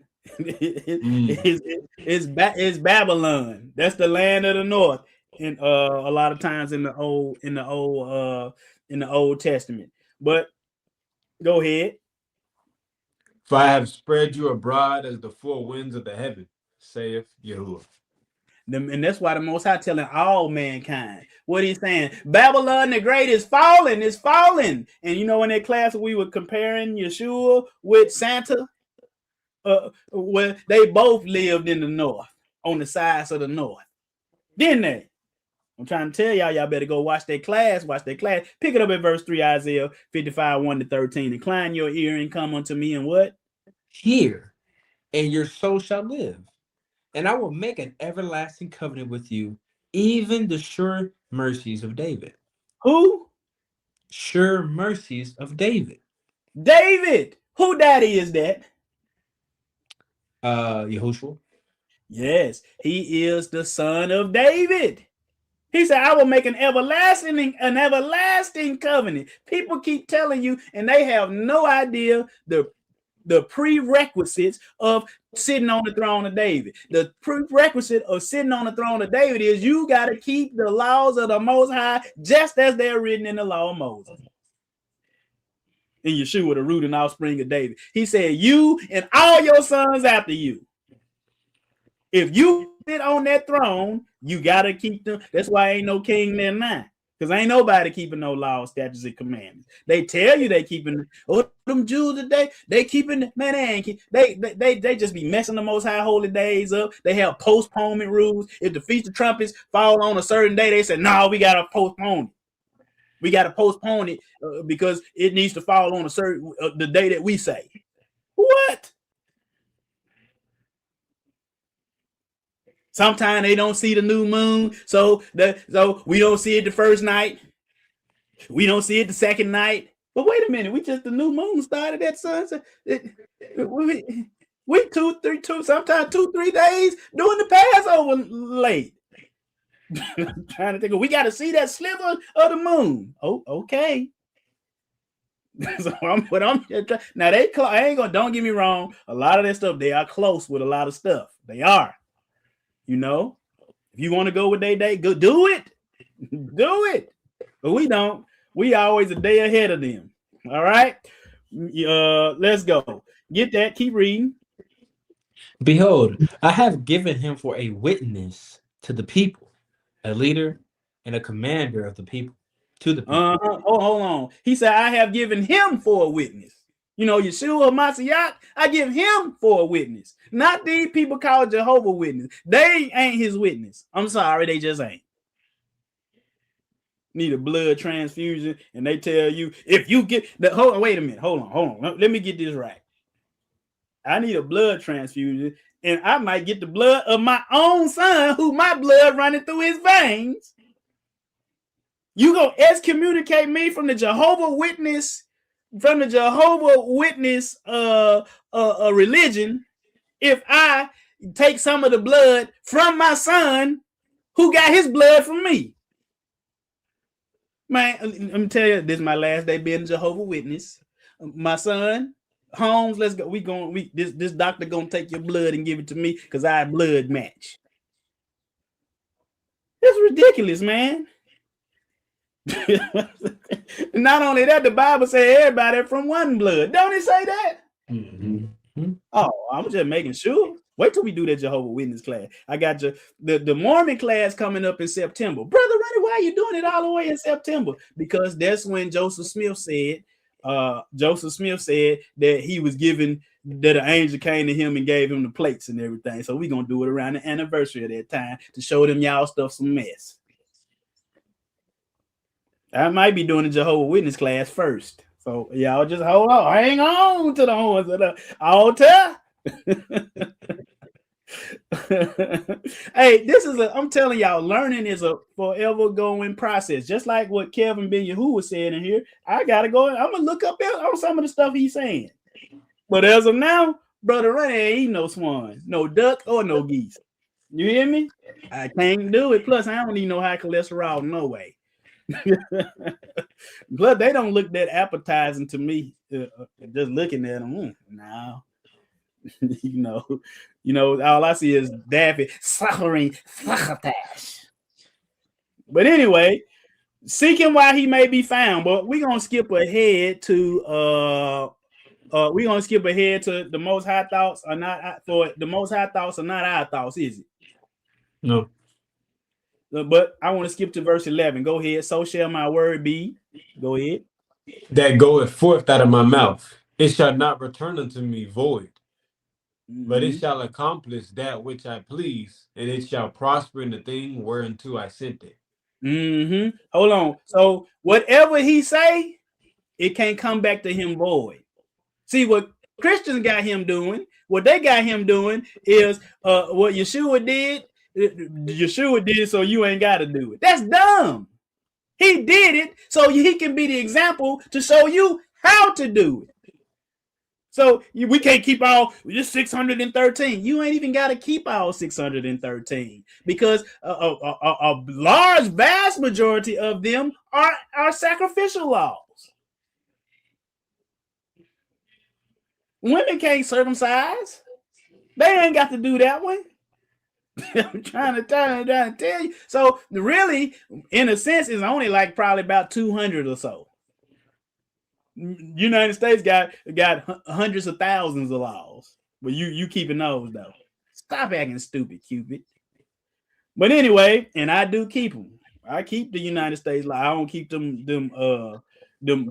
marriage laws that they saying certain people can get married. No, I don't agree with that. They come to Brother Ronnie. We heard that we know you got a church, and will you marry us? And I turn around. Who? What's your name? Jimmy. What's your name? Clark. Jimmy and Clark. No, Jimmy and Clark. I can't do that. I'm sorry. But what I can do is giving you these words to give these words that can get you some eternal life, that'll get you on the right path. I'm just trying to tell you. But anyway, his word shall not come back void, but it shall accomplish that which I please, and it shall what? Prosper in the, still in verse 11. Oh, in the thing whereunto I sent it. For ye shall go out with joy and be led forth with peace. The mountains and the hills shall break forth before you into singing, and all the trees of the field shall clap their hands. Instead of the thorn shall come up the fir tree, and instead of the briar shall come up the myrtle tree. And it shall be to the Most High for a name, for an everlasting sign that shall not be cut off. So we got trees clapping their hands. Now, do trees literally have hands? No. We're going to show you why these trees going to be rejoicing. Because let's go back here. You see them trees right there? This tree has some hands. She said, oh, I'm sorry. And then he said, no, it's just that we don't like we don't like apples with little green worms. Are you implying that my apples aren't what that should be? We're going to show you why these trees going to be rejoicing in just a second. Get Psalms 96, 11 through 13. Go ahead. Let the heavens rejoice, and let the earth be glad. Let the sea roar, and the fullness thereof. Let the field be joyful, and all that is therein. Then shall all the trees of the wood rejoice before Yahuwah, for he cometh to judge the earth.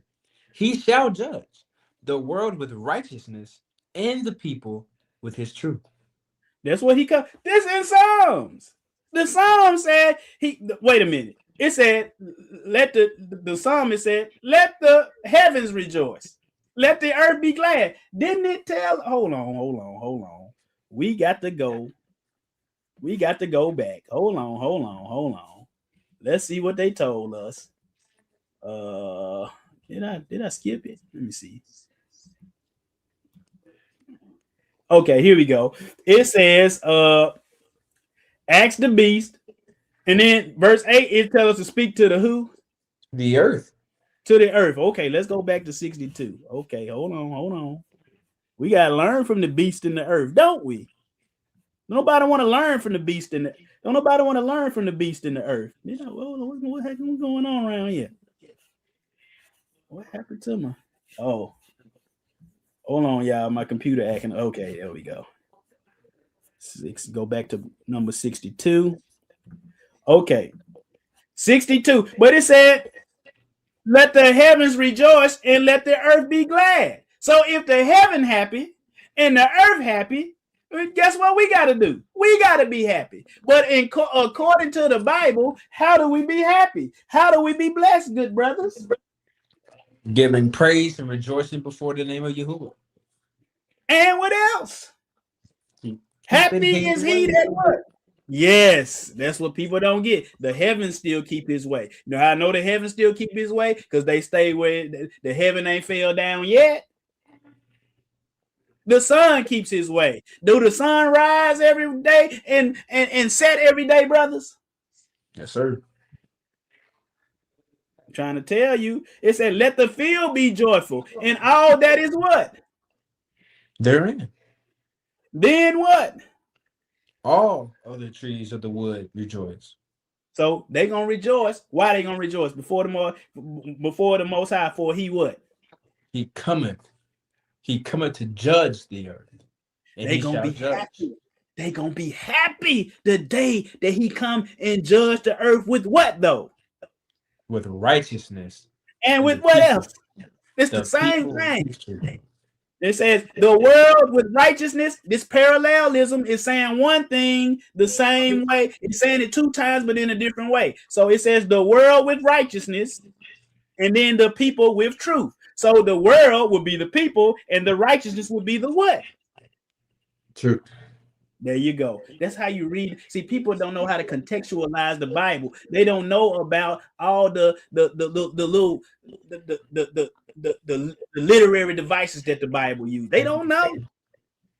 But anyway, come on. Let's see what they're gonna be happy for. Let's go to Isaiah 14:3. Go ahead, through 8. Now this is talking. Hold on.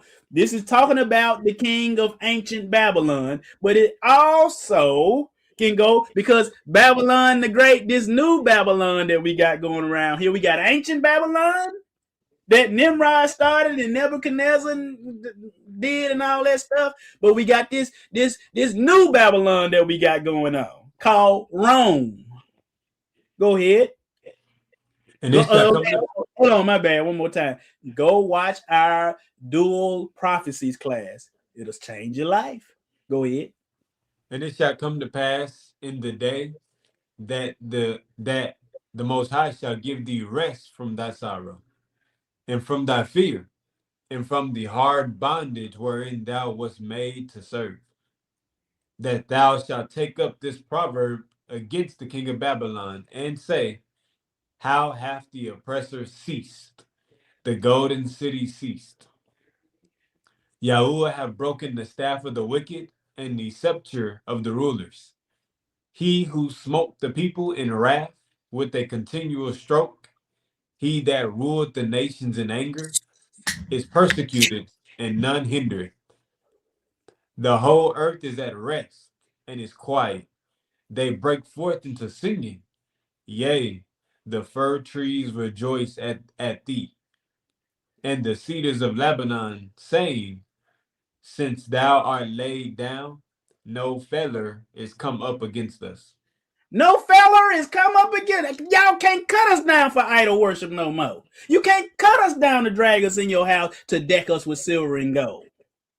You can't do it. You can't cut us down to make these temples and pagan churches and all. You can't do it no more. You can't do it. That's what they're gonna be. That's why they're gonna be rejoicing. You better learn from nature and learn from these animals. You better learn, because animals, what they do, they reverence the Most High. We almost done. Let's get Job 37:1-8. Go ahead. At this also my heart trembled it, and moved out of his place. Hear attentively the noise of his voice, and the sound that goeth out of his mouth. He directed it under the whole heaven, and his lightnings unto the ends of the earth. After it, a voice roareth. He thundered with the voice of his excellency, and he will not stay them when his voice is heard. Elohim thundered marvelous with his voice. Great things doeth he, which we cannot comprehend. For he said to thy snow, Be thou of the earth, likewise to the small rain, and to the great rain of his strength. He sealed up the hand of every man, that all men may know his work. Then the beasts go into his dens and remain in their place. When it's go to thundering, them animals, they get gone, don't they? Mhm. They get gone. It said, for it said the snow, be thou on the earth. The Most High said, be thou on the earth to this snow the other day, and it ain't went nowhere till he say, sun melted up. It's still out there. You better go watch our class when the Most High uses the weather. That's a great. We did that about 4 or 5 years ago. That's a great one. They remain and they know that's the Most High talking. We can't do. Hey, let's look at the ant. You know the ant, not your auntie, but let's get that. Proverbs 6:6-15. Go ahead. Go to the ant. Oh, wait. Whoever wrote these proverbs, which people say these are the proverbs of Solomon, or whoever wrote them, what he tell you to do? Go to the ant. Go to the ant. You see some ants? Hey, Ant-Man. We ain't talking about Anthony, the dude that played for them Timberwolves, Ant-Man. We ain't talking about the Marvel Ant-Man. Go to the ant. And what he said, you go to the ant, you lazy man. If you lazy, you need to go to the ant. He said, go to the ant, thou what? Sluggard. Or lazy man. Do what? Consider her ways and be wise. Mm-hmm. Which having no guide, overseer, or ruler, provided her meat in the summer, and gathered her food in the harvest. How long wilt thou sleep, O sluggard? When wilt thou arise out of thy sleep? Yet a little sleep, a little slumber, a little folding of the hands to sleep. So shall thy poverty come as one that travaileth, an outlaw, and thy want as an armed man. A naughty person, a wicked man, walketh with a froward mouth. Stop right there. See, I put right there, and so poverty shall come as one that travaileth, an outlaw. If you see one that travaileth, we don't know what that means. And thy want as an armed man. You know, outlaws, they got to do crimes because they don't work. They work is they got to hit a lick. You know what hit a lick mean? Y'all know what that mean? Do like a little job, you get paid to take somebody Yeah, out. do a job, hit a lick, a little robbery. A kick though. That's what we used to call it, a kick though. You know, pull a kick though. What's a kick though? Do you know what a kick though is? Kick in your house and take your stuff. Yeah, I'm about to pull a kick though. Lay down on the floor. That that was C Murder in them used to sing that. And that's the stuff that young people listen to. Junk like that, telling you to pull a kick though. And I'm telling you, that music make you want to go pull a kick though too. You know, riding in my little Honda Accord, little powder blue Honda Accord, listening to some Master P talking about, C Murder. I want to pull a kick though. Lay down on the floor. Grab the keys and the money. That music, and these young people listen to all this hip hop that teach them that stuff, and they around here, the YNs out here doing all this mess. Take heed how you hear, folks. Take heed what you listening to. Rappers are our heroes. And I'm talking about gangster rappers. Rapping about sex, rapping about drugs, rapping about partying, all kind of mess, and that's what children want to be. So when your parents telling you, "Hey, you need to do this, and this," yo, man, that ain't hip. That ain't what everybody doing. We don't get to do nothing. Okay. All right. That stuff and rappers, a lot of rappers ain't living long lives, are they? Mm. Coming up dead, I'm trying to tell you.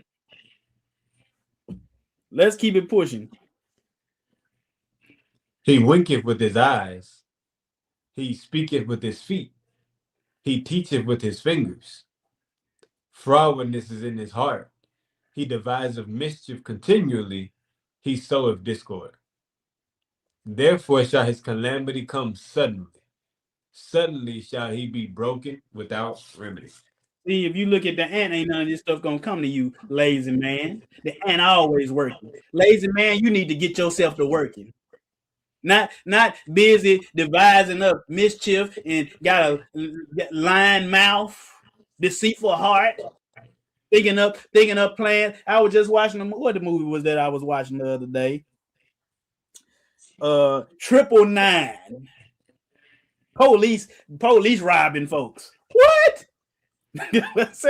They just coming up with plans on how to get the stuff. Every last one of them died in the movie. In my Denzel clap. Yes, all of them died. Good. When Anthony Mackie, he didn't die, but he got shot in the head though. So I don't know how good his life gonna be. But anyway, let's get Proverbs 30, 24 through 25. Still on the ant. There be 4 things which are little upon the earth, but they are exceedingly wise. The ants are a people not strong, yet they prepare their meat in the summer. The conals are but a feeble folk, yet make they their houses in the rocks. The locusts have no king, yet go they forth all of them by bands. They still know what to do.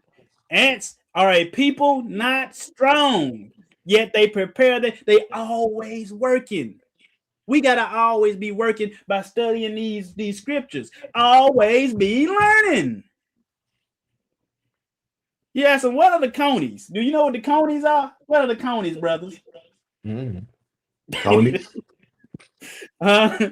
Conies are like rock badgers or like beavers. That's what they are. Yeah, that's what they are. But funny thing, you can't eat conies either. You know, I don't eat conies, but do you know that a lot of like when strawberry, you know, food that they don't do it, they don't allow them to do it no more.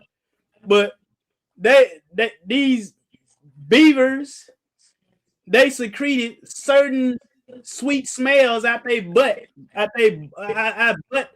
of butt glands. But these wicked people saying we're gonna use that to put that in a lot of foods that people eat. It was in a lot of sodas for a long time. I said, man, you got to watch everything you can, even this Sprite right here. You gotta check and see if they do anything wrong with this. But they don't do. I forgot what they call it. Auntie, type it in what that stuff was called. Type it in what that stuff was called. That come out of a beaver butt. And they putting it in food, in vanilla. They're putting it in strawberry flavored things, vanilla flavored things, sodas. These people crazy. Consuming booty juice. Booty juice, man. I tell you, these people crazy. But let's go to the spider. You know, the conies, that's the rock badger, or like beaver like. You can't eat him. The spider. Let's get the spider. Job 8, 11 to 15. Can the rush that means a reed or papyrus. Go ahead. Grow up without what? Without mire? Mire? What is mire? Soil, probably. Yeah, soil, dirt, mud. Yes. That's why I get you another translation. It's okay. And can the what? Can the flag Mm-hmm. grow without water? Mm-hmm. Keep reading. While it is yet in his greenness and not cut down, it withereth before any other herb. So are the paths of all that forget Elohim. Mm-hmm. And the hypocrite's hope shall perish. whose hope shall be cut off, and whose trust shall be a spider's web. Shall be a spider's web. It says, all of the people that forget the Most High and the hypocrite's hope shall perish, whose hope shall be cut off, and whose trust shall be a spider's web. A spider's web is very weak and serpy, isn't it? You just see that when you watch a scary movie. This will be these webs and people just knock them down. If you forget the Most High, and forgetting the Most High means not keeping his laws, statutes, and commandments. Brother Ronnie, where does it say that at? Okay, hold on. Let's go to it. Let me get it. I wish I would have put it in. We almost done, guys. We ain't got too much longer. Here we go. Let me get it. I'm trying to tell you, and Sister Sophia. Sister Sophia said, yeah, it's called natural flavor, but it's vanilla. It's from a beaver's, ain't it? Mm-hmm. I'm trying to tell y'all, man, these people don't care nothing about you. They want you to go to hell with them and the devil. Here we go. So, everybody that forget the Most High, you're going to be like a spider web. They just that stuff knocked down easy. It said, because if you forget the Most High, that means you forgot his law. This is Hosea chapter 4. It says, my people are destroyed for lack of knowledge, and they always stop there. Because thou have rejected knowledge, I will reject ye from being for being priest to me, because you have forgotten the law of your God. You're gonna be like a spider web. Yeah, man, you almost got to grow your own food. I'm glad my wife doing that. And shout out, kudos to her. I made my children. I said, did y'all think y'all mama? We ain't left the house this week, but we still got food and everything to eat. Ain't running low on nothing. That's a Proverbs 31 woman. I'm trying to tell you. I said, did y'all say thank you, mama? But they came to the table 3 times every day. So if we've been at home for 7 days, they came to the table 21 times. Belly full. You know, and we got one little one, he's 7 years old, missing teeth all over the place. You want some more? Mm-hmm. He always wants some more. I said, y'all the eating his children. They're eating his children. But anyway, spider web. But now let's go to the lion and the lamb. You know, the lion and the lamb. That's how Unc said lamb. You know, the lamb. The lamb. The lion. They said lion, man. Lion. But the lion and the lamb. See, but we're going to show you the lion and the lamb. It's special in the Bible. But they say the lion and the lamb going to lay down together. Do the Bible say that, fellas? No. It does not. Quiz time. Which one of these is true? Is it top right? All right. He said top right. We're gonna see, is it the lion and the lamb, the wolf and the lamb, or the lamb and the tiger? Type in which one y'all say is right. I didn't know.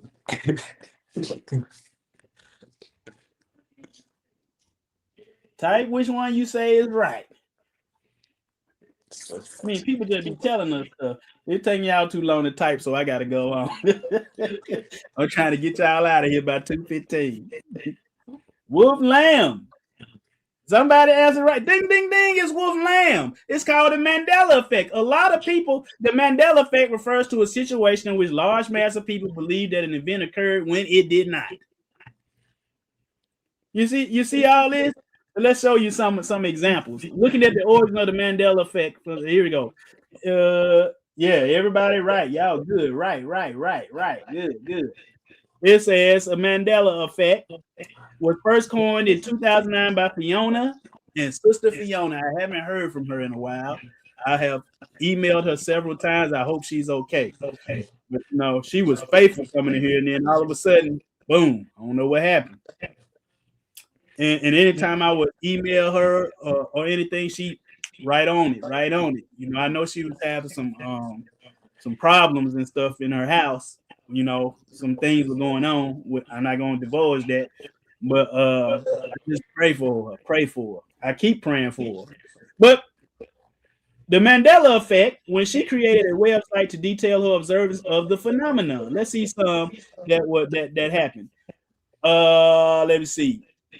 Broom was at a conference talking with other people about how she remembered the tragedy of a former South African president, Nelson Mandela's death in a South African prisons in the 1980s. However, Nelson Mandela, what's that y'all got going on in the background? I hear a lot of feedback. Do y'all hear it? It might be a little loud again. Yeah, turn your mic down some. But it says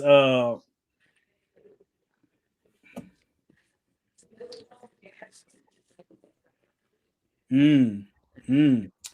says Nelson Mandela did not die in the 1980s prison.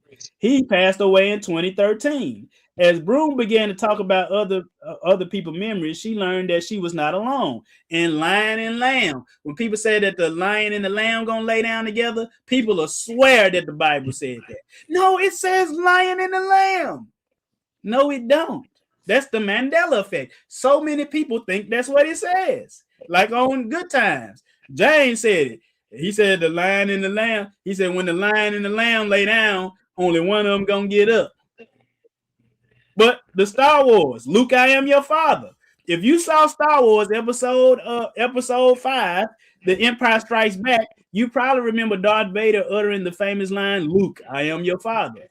You'll be surprised to learn that the line was actually, no, I am your father. Most people have memories of the line being the former rather than the latter. But you can read the rest on your own. So let's look at the Mandela effect. Just a quick video.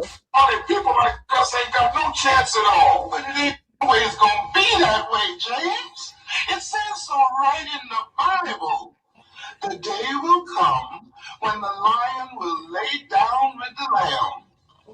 Yeah, but only the lion gonna get up. The wicked in the grave.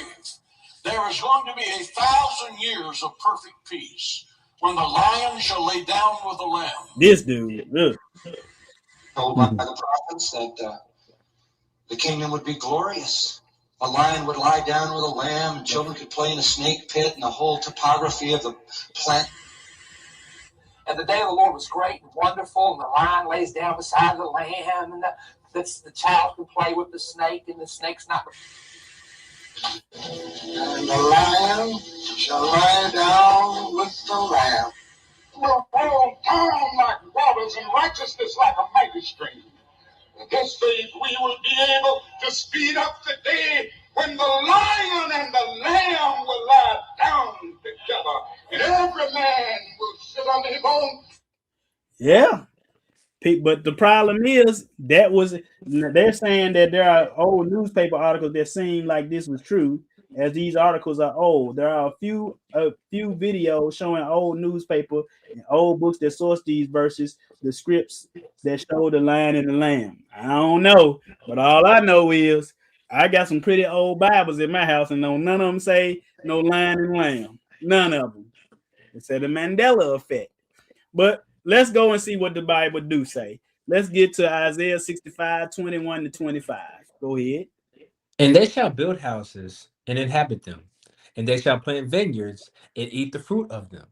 All right, pause right there. And in that video, all of those preachers, the first preacher that you saw was either Jim Hagee. Then the second preacher was John MacArthur, I believe that was his name. He recently passed away. Perry Stone, I used to listen to some Perry Stone. Who else? Martin Luther King. All of them people, they all said lion and the lamb. All of them. It's another thing. It's called the Berenstain Bears and the Berenstain Bears. I don't know. But we know Nelson Mandela didn't die in no prison in 1980 something. Even though in the girl, let's go back to what she said. She says, however, she said Nelson Mandela did not die in the 1980s in the prison. He passed away in 2013. As Broom began to talk to other people about her memories, she learned that she was not alone. Others remember seeing news coverage of his death. So they got news coverages up. They say they got news, just like a couple of people in the chat saying they got old newspaper. I don't know what these people got going on, man. I don't know what they got going on, but we know Nelson Mandela, he passed away in 2013, not in 1980. I remember when I was at church at Abundant Grace Fellowship back in the 90s, we was at Children's Church, and Nelson Mandela had been freed. That was in the 90s, like 1990, 91, somewhere like that. I might be wrong, maybe give or take a year. But everybody was happy. Everybody, oh, Nelson Mandela was free. But I thought y'all said he died in the 1980s in prison. I don't know. Some people have memories of that. It's called the Mandela effect. But what the Bible say though? It's you know, I don't know. Did the devil come and sneak in the middle of the night and change everybody's Bibles? I don't know. It says, but go ahead. Verse 22, they shall not build. And another inhabit. They shall not plant and another eat. For as the days of the tree are the days of my people, and my elect shall long enjoy the work of their hands. Skip down to verse 25. Who gonna lay down together? The wolf and the lamb shall feed together, and the lion shall eat straw like the bullock. And the dust shall be the serpent's meat, and they shall not hurt nor destroy in all my holy mountain, saith Yahuwah. It says the wolf and the lamb gonna feed. He didn't say lay down, so they gonna feed. They gonna feed together. And then it says the lion shall eat straw like the bullock. But the dust, the serpent still gonna be your meat still, because what you did to mankind and flip this world into a wilderness, that's gonna stay your meat in the millennial kingdom, you serpent devil. All right, let's get Isaiah 11, 1-10. Go ahead. And there shall come forth a rod out of the stem of Jesse, a branch shall grow out of his roots, and the spirit of the Most High shall rest upon him, the spirit of wisdom and understanding, the spirit of counsel and might, the spirit of knowledge and of the fear of the Most High, and shall make him of quick understanding in the fear of Yahuwah. Oh, wait, stop right there. What is the fear of the Most High? What is that? Keeping his commandments. Keeping his commands. Keeping his commands. Keep reading. Hold on. All throughout the Bible, that's what it is. Fearing him is obeying him. If your children don't do what you say, they don't fear you. If you don't do what the Most High say, you don't. They might say they fear you. You might say you fear him, but your actions lets you see if you fear the Most High or not. So Eve, did she fear the Most High? No, she did not. She listened to the counsel of the serpent. I'm gonna keep going. And he shall not judge after the sight of his eyes, neither reprove after the hearing of his ears. But with righteousness shall he judge the poor, and reprove the equity for the meek of the earth. And he shall smite the earth with the rod of his mouth, and with the breath of his lips shall he slay the wicked. And the righteous shall be the girdle of his loins, and faithfulness the girdle of his reins. Do that ring a bell to you guys? And righteousness shall be the girdle of his loins, and faithfulness the girdle of his reins. Kind of like the armor of the Most High. Yes, sir. Yes, sir. I was hoping you saw that. But let's look at it. The righteousness, that's truth, shall be the girdle of his loins. What does Ephesians 6:14 say? Stand therefore having your loins girt with what? Of his reins. No, 6:14. Oh. Stand therefore having your loins what? Loins girt about with truth. Girt about with truth. In Isaiah 11:15, it says and righteousness, which is truth, shall be the girdle of his loins. Isn't that saying the same thing? Except Isaiah 11:5 says righteousness, and Ephesians 6:14 says truth. But we know that we know that what? Thy righteousness is an everlasting righteousness, and thy law is the what? True. Truth. It's the same thing. You got the armor of the Most High in the Old Testament. That's what people don't get. But Ephesians 6:14 said, and having on the breastplate of what? Righteous. Which we can find in Isaiah 59:17 and 1 Thessalonians 5:8. Let's further look. Let's take a gander. A gander. You know, 11. I'll read these guys because I'm trying to explain something. Isaiah 11:5, and righteousness, truth, shall be the girdle of it. We already showed you that's gonna be Ephesians 6:14. Then we show you Ephesians 6:14, loin girded about with truth, and you know the breastplate. We showed you that. So look at 1 Thessalonians 5:8. It's called the breastplate of faith and love. The breastplate of faith in Ephesians is the breastplate of righteousness. But in 1 Thessalonians 5:8, it's called the breastplate of what? Faith and love. So faith and love, the breastplate of faith and love, and the breastplate of righteousness, they're the same thing. Which you can see it in Isaiah 59:17. People don't understand these things. Now look at 1 Thessalonians 5:8 in the blue on the left at the bottom, and on our heads the hope of what? Of salvation. Ain't that the helmet of ain't that like the helmet of salvation to your right? Ain't that the same thing? Mm-hmm.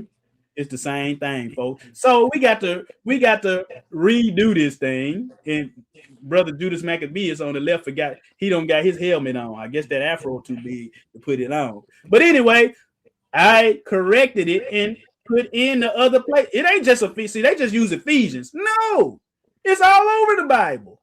In Isaiah 11:5, Isaiah 59:17, 1 Thessalonians 5, you see it. So let's keep it pushing. But verse 6, what they gonna do? The wolf also shall dwell with the lamb, and the leopard shall lie down with the kid, and the calf and the young lion, and the fleeting together. Fatling together. Mm-hmm. And a little child shall lead them. And the cow and the bear shall feed. Their young ones shall lie down together. And the lion shall eat straw like the ox. Stop right there. And the lion shall eat straw like an ox. But the cow and the bear shall feed. But the lion, who we gonna see the lion and the calf and the young lion, the fatling together? So we gotta see. Some people say, well, that might be. See, that lion and the fatling, that might be a fatted sheep or something. Okay, let's go look up fatling. It's that Hebrew word is Marie. It said in the sense of grossness through the idea of domineering. Compare 47:56, stall fed, often as a noun, a beef. Fat fed beast cattling. So what's a beef?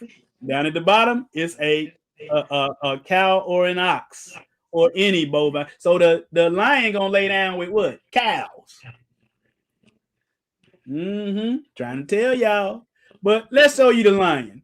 Because some people, this is an idiom that most people say. A lion doesn't concern himself with the opinions of sheep. That's true in a sense. A lion care about the sheep, but he don't care what the sheep think, no. You know, and they own opinion. Chris ain't no, see, we know that Yeshua is the lion of the tribe of Judah. Do y'all think he care about what you think Christmas mean to you? No. A lion doesn't concern himself with the opinions of sheep. But let's look at the lion. Let's look at Proverbs 28:1 first. Go ahead, we almost done. The wicked flee when no man pursueth, but the righteous are bold as a lion. The righteous is as bold. You got to be bold like a lion. Man, I'm not concerned with the opinions of these Sunday Christians. You got to call a spade a spade.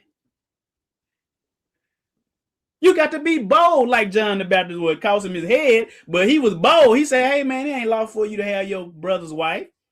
Your brother, Mr. Herod, your brother, he's still alive. Your brother Philip still alive. You ain't supposed to have his wife. Lost his head. Get Proverbs 30:30. A lion which is strongest among beasts and turneth not away for any. He don't turn away to any. The Bible say a lion which is the strongest among the beasts. Y'all do know that a tiger, did y'all know tigers are bigger than lions? Yes. But what does Bible say though? Strongest. He the strongest of these beasts. That's why we say he the king of the forest, don't we? But he don't turn away from any. That's how we gotta be. The righteous gotta be bold. When you're walking in righteousness, you're walking in the laws, statutes, and commandments, you got to be bold with this thing. Because we got souls at stake out there. But let's look at the lamb. You know, man, bad. Let's look at the lamb. John 1:29-34. Go ahead and get that. The next day John seeth Yahushua coming unto him, and saith, Behold, the Lamb of Elohim, which taketh away the sin of the world. Stop right there. Take away the law. The sin of the world. Keep reading. This is he of whom I said, After me cometh a man which is preferred before me, for he was before me, and I knew him not. Okay, stop right there. What he mean by I knew him not? I ain't What gonna y'all get think? Let's take a guess. He didn't know who the Messiah was. Oh, yeah. He didn't know who he was. He knew he was coming, but he didn't know who he was. That's why during the first century, they kept asking everybody, who is he? Who is he? John, are you him? Then they told Yeshua, hey, man, stop messing around with us. If you him, tell us. He said, I knew him not, but that he should be what? Be made manifest to Yasharel. Therefore, I am come baptizing with water. And John bare record, saying, I saw the Spirit descending from the heaven like a dove, and it abode upon him. okay, who saw this? John. John saw it. It was a sign from the Most High. Go to verse 33. What did it say? And I knew him not, but he that sent me to baptize with water, the same said unto me, Upon whom thou shalt see the Spirit descending and remaining on him, the same is he which baptized with the Ruach HaKodesh. And I saw and bear record that this is the Son of Elohim. John did not know who the Messiah was. The Most High sent him a sign. He said, whoever he said, I knew him not. I ain't know him. He knew he was the lamb. I said, now how you know he the lamb, but you ain't he. It said, and John bare record saying, I saw the Spirit descending from heaven like a dove, and it abode upon him. And I knew him not. But he that sent me to baptize with water, whoever sent him to baptize with water, the same said unto me, upon whom thou shalt see the Spirit descending and remain upon, the same, this that dude, this him. He said, when you see the Spirit descending upon him like a dove, you will know that's my son. That's what he mean by I knew him not. I done heard preachers say, I was like, did y'all read what they said? I knew him not, meaning when you know him, you ain't sinning. No, that ain't what that meant. Like he said, I didn't know that he was that. I didn't know that he was the Son of God yet. You know, he grew up around Yeshua. They thought Joseph was his daddy. You see what I'm saying?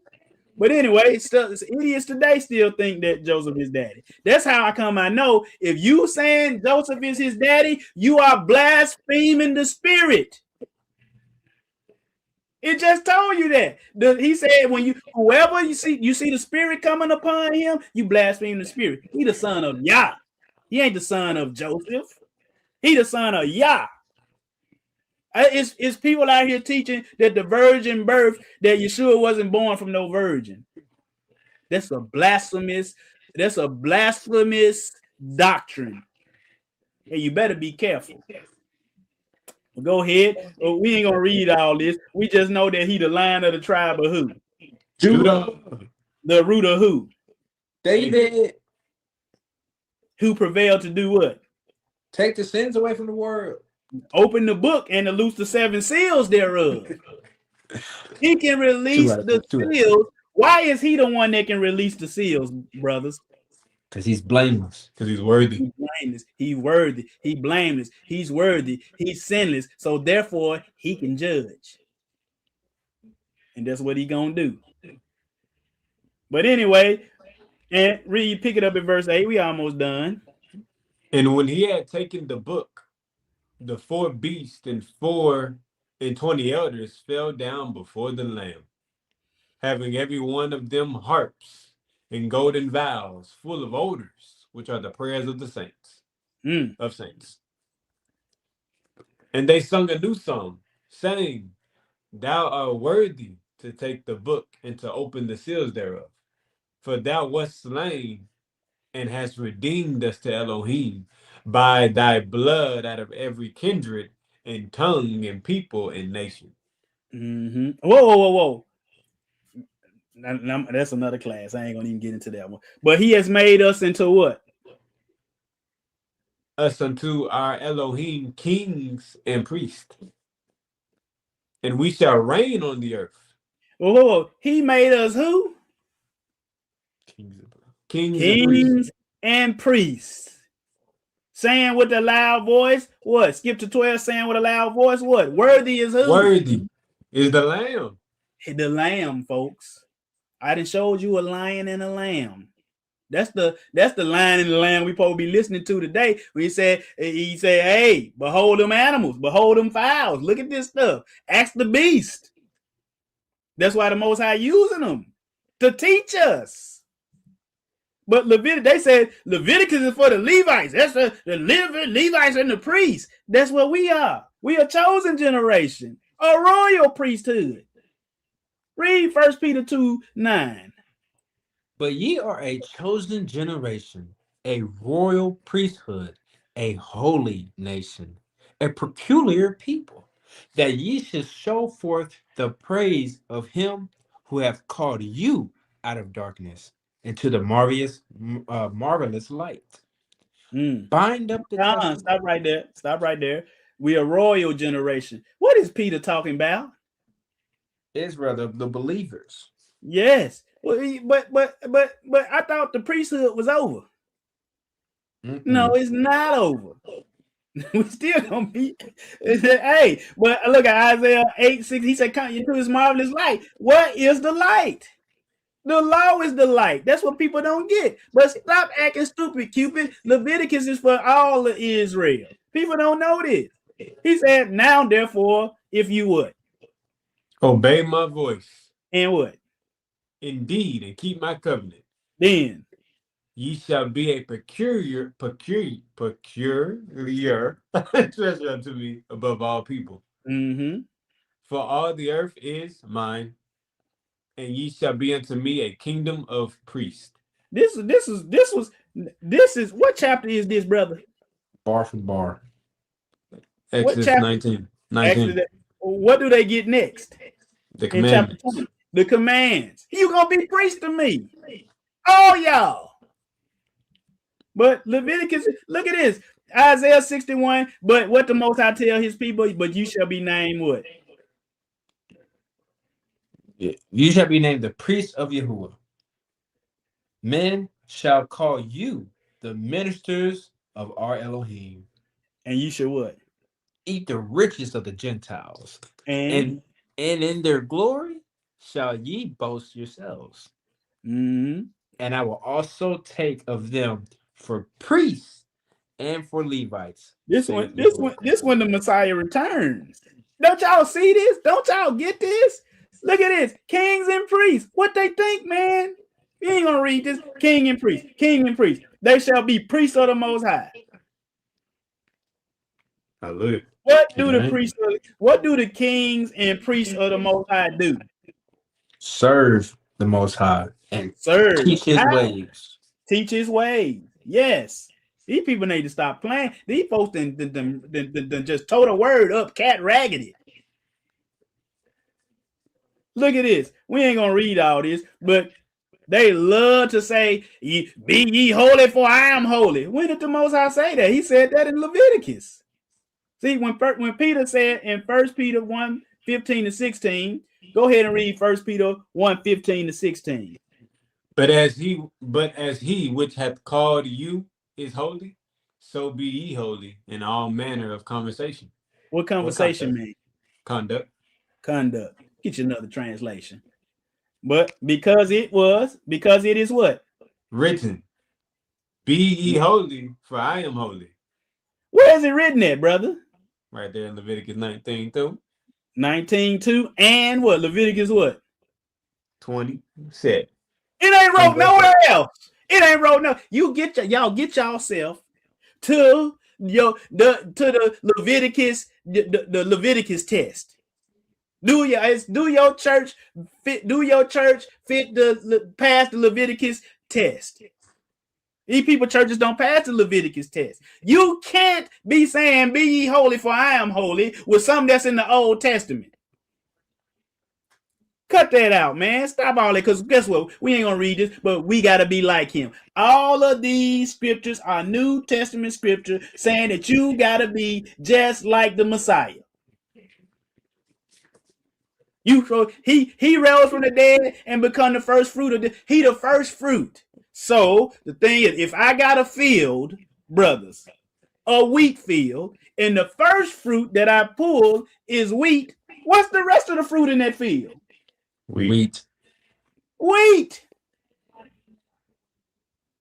If I got some,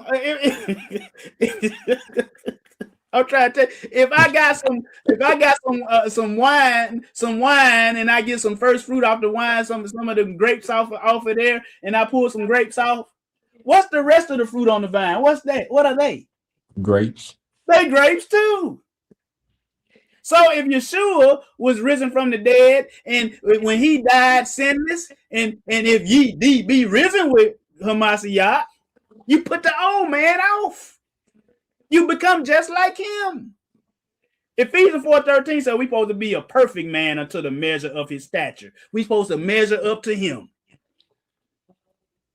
James 1:8 said we are kind of first fruit of his creatures. He a sinless creature. Guess what you're supposed to be, brothers? Sinless creature. 1 Peter 2:21-22. He left us a what, y'all? Example. That we should what? Not sin. No, that we should what? Follow his what? Oh, steps. Steps. Who did no sin? We got to follow his steps. Who did no sin? Neither was guile or deceit found in his mouth. So that means you got to be like that too. He the example. He the mold. See, we following the wrong Adam. I keep telling y'all that. Y'all want to stay under the sinful Adam, and you don't want to stay under the sinless Adam. That's the thing. We got to walk like he walked. But we got a fake lion walking around here. We only got, which one number are we on? 5 more after this. We got a fake lion, and the fake lion come from this, what we finna read. In Daniel 7:3-4. Read that. And 4 great beasts came up from the sea and diverse one from another. The first was like a lion, Babylon. That's Babylon. Stop right there. Just stop right there. That's folks want to keep following that lion. No, you want to follow the lion of the tribe of who? Judah. Yehuda, Israel. Yes, Yasharel. That's the lion you want to follow. You don't want to follow the Babylonian lion. This world following the Babylonian lion. See, the Babylonian lion, they do Easter.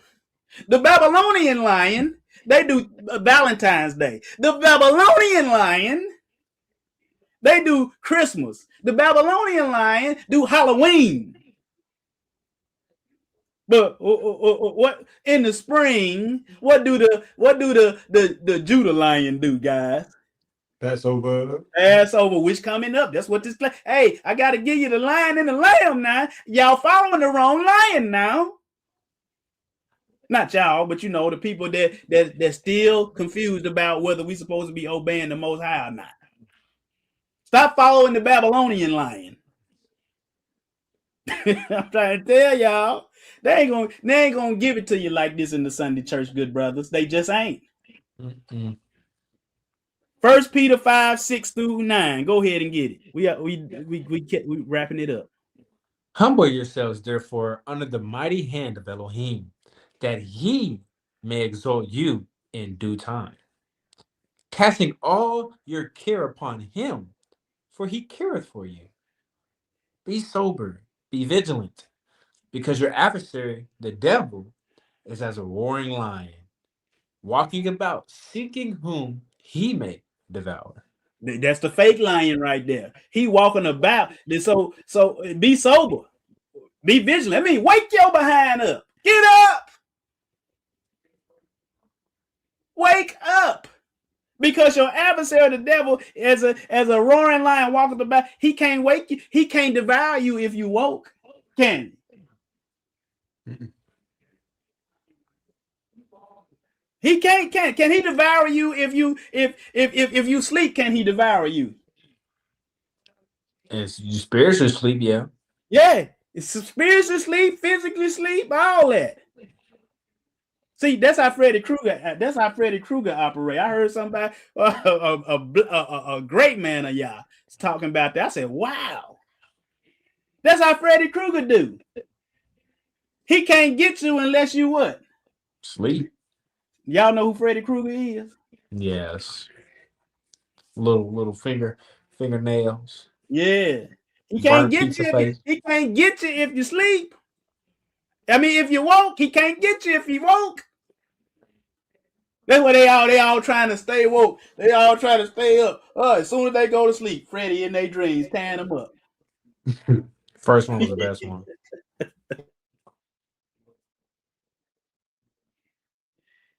Oh, you done muted. You done muted, Brother Ronnie.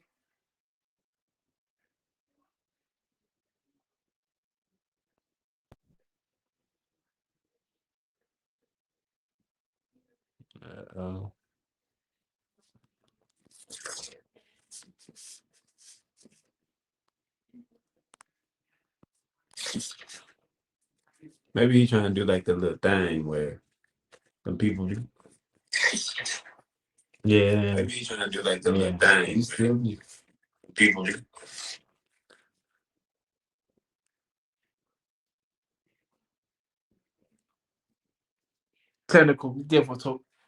Technical difficulties, ladies and gentlemen. We apologize, but it shall be done soon. We can finish that for you, Brother Ryan. Just go and play the PowerPoint. You said okay. Oh, you heard it. No, we can't hear you though. We can call you on the phone. It's working on our end. We can hear ourselves. No, we can't hear you though. We can call you on the phone.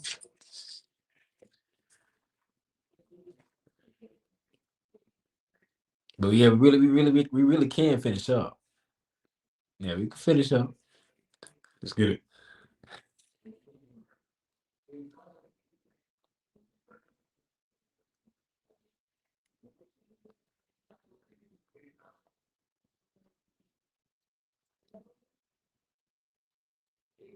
I hope these next slides ain't too hard. All right, take over. All right. John 10:11-16. I am the good shepherd. Who's the good shepherd? Yahushua. I am the good shepherd. The good shepherd giveth his life for the sheep, which is the lamb. But he that is a hireling and not the shepherd, whose own the sheep are not, seeth the wolf coming and leaveth the sheep and fleeth, and the wolf catches them and scattereth the sheep. You still there? Yeah, keep going. The hireling fleeth because he is an hireling and careth not for the sheep. I am the good shepherd, and know my sheep, and I am known of mine. As the Father knoweth me, even so know I the Father, and I lay down my life for the sheep. And other sheep I have, which are not of this fold. Them also I must bring, and they shall hear my voice. And there shall be one fold and one shepherd.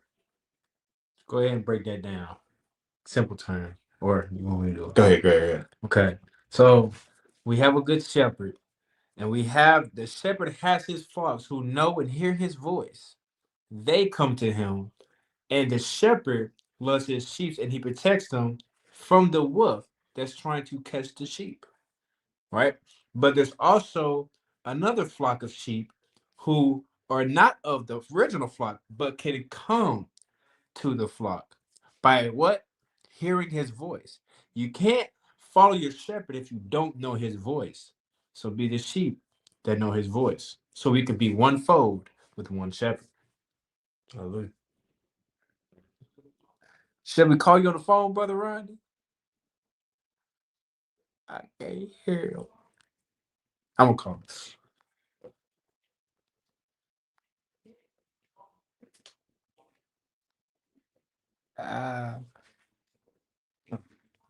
You call him? Look. Good. Here you go. You're on speaker. You're speaking. Okay, good.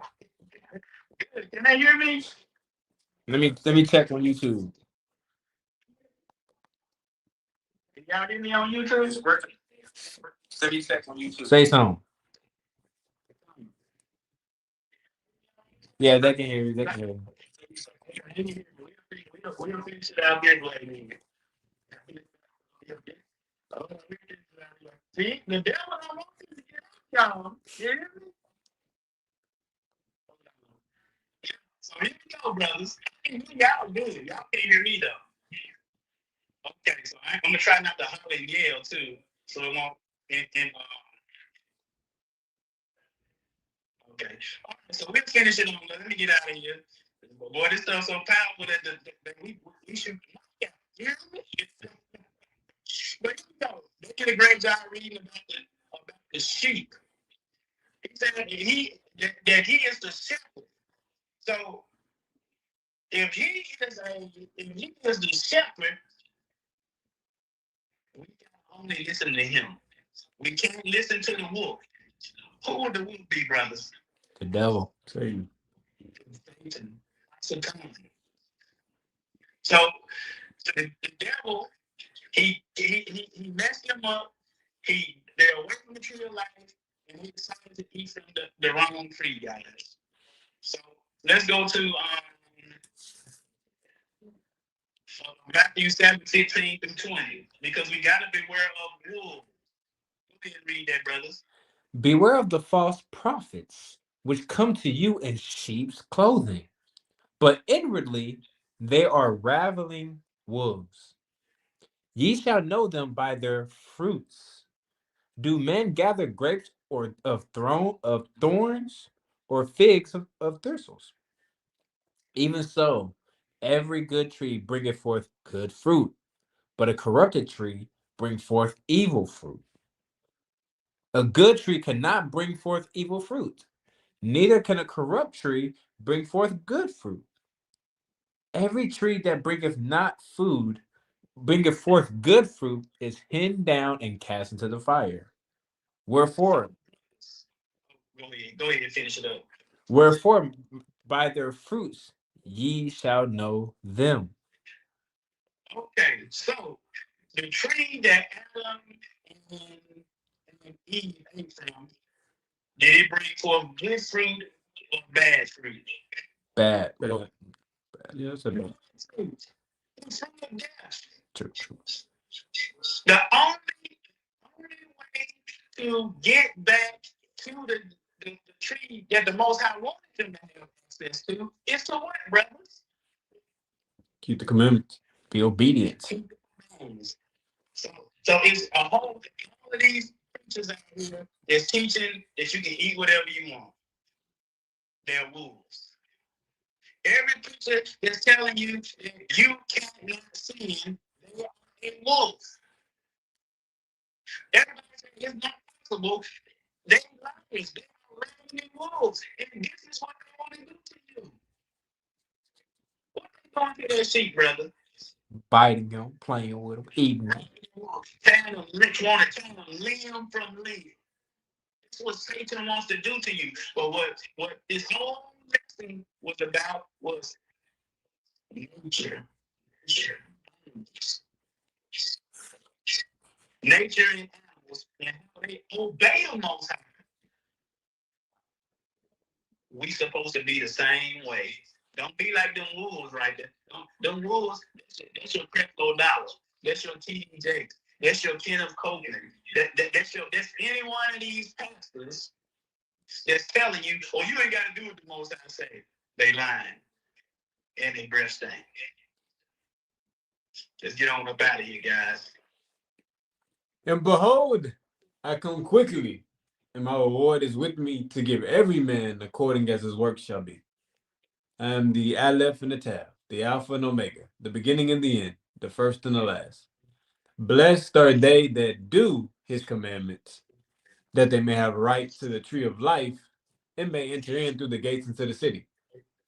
For without are dogs and sorcerers and whoremongers and murderers and idolaters and whosoever loveth and maketh a lie. I, Yahusha, have sent mine angel to testify unto you these things in the churches. I am the root and offspring of David, and the bright and morning star, and the Spirit and the bride say, Come, and let him that heareth say, come, and let him that is athirst, come. and whosoever will, let him take the water of life Freely. for free. Sisters, freely, brothers and sisters. But what I want you guys to do is learn from nature. When it's snow, go in your Bible and see what the Bible say about snow. You see some birds, go in your Bible and see what these birds say. Anything you see, go look it up in your Bible and see. Learn from nature. Because guess what? The sun and the moon keep on doing what he say. The animals, they continue to do what he say. The gorillas keep making gorillas. You don't see no gorilla dogs running around here. And I saw something so wicked and so evil the other day. It's on the tip of my head. Where they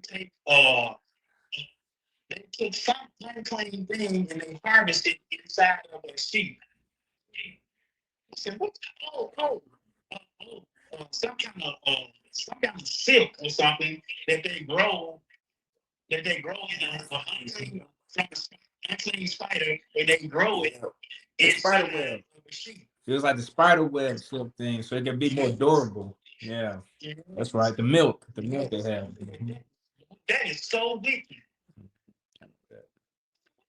We already seen Sister Sophia said they got people, but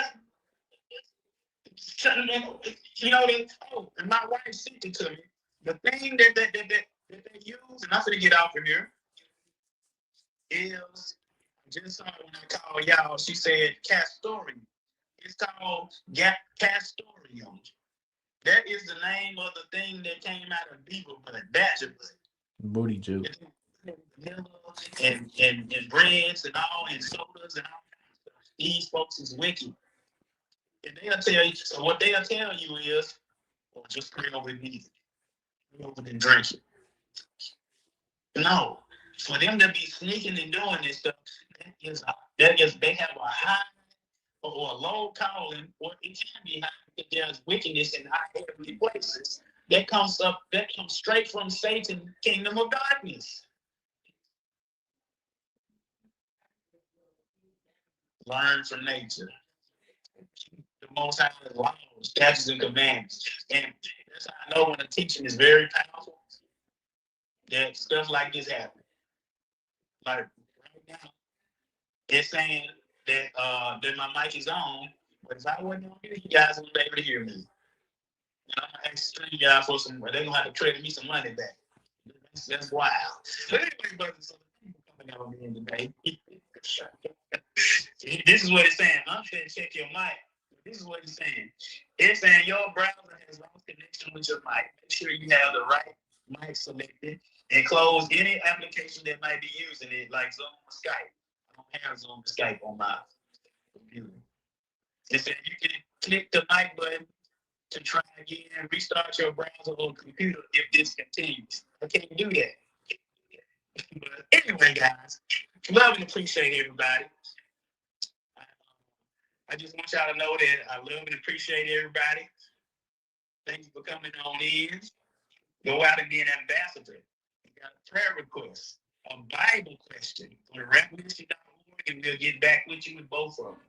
With the prayer request first and the questions, depending on how many come in. But thank everybody for their thumbs up, attendance, and everything you do for this ministry. I pray that the Most High bless you tremendously and keep you on this week. You go out kicking the devil's kingdom of darkness butt left and right. So without further ado, hallelujah, we are out. Hallelujah. Peace and blessings. Doggone devil.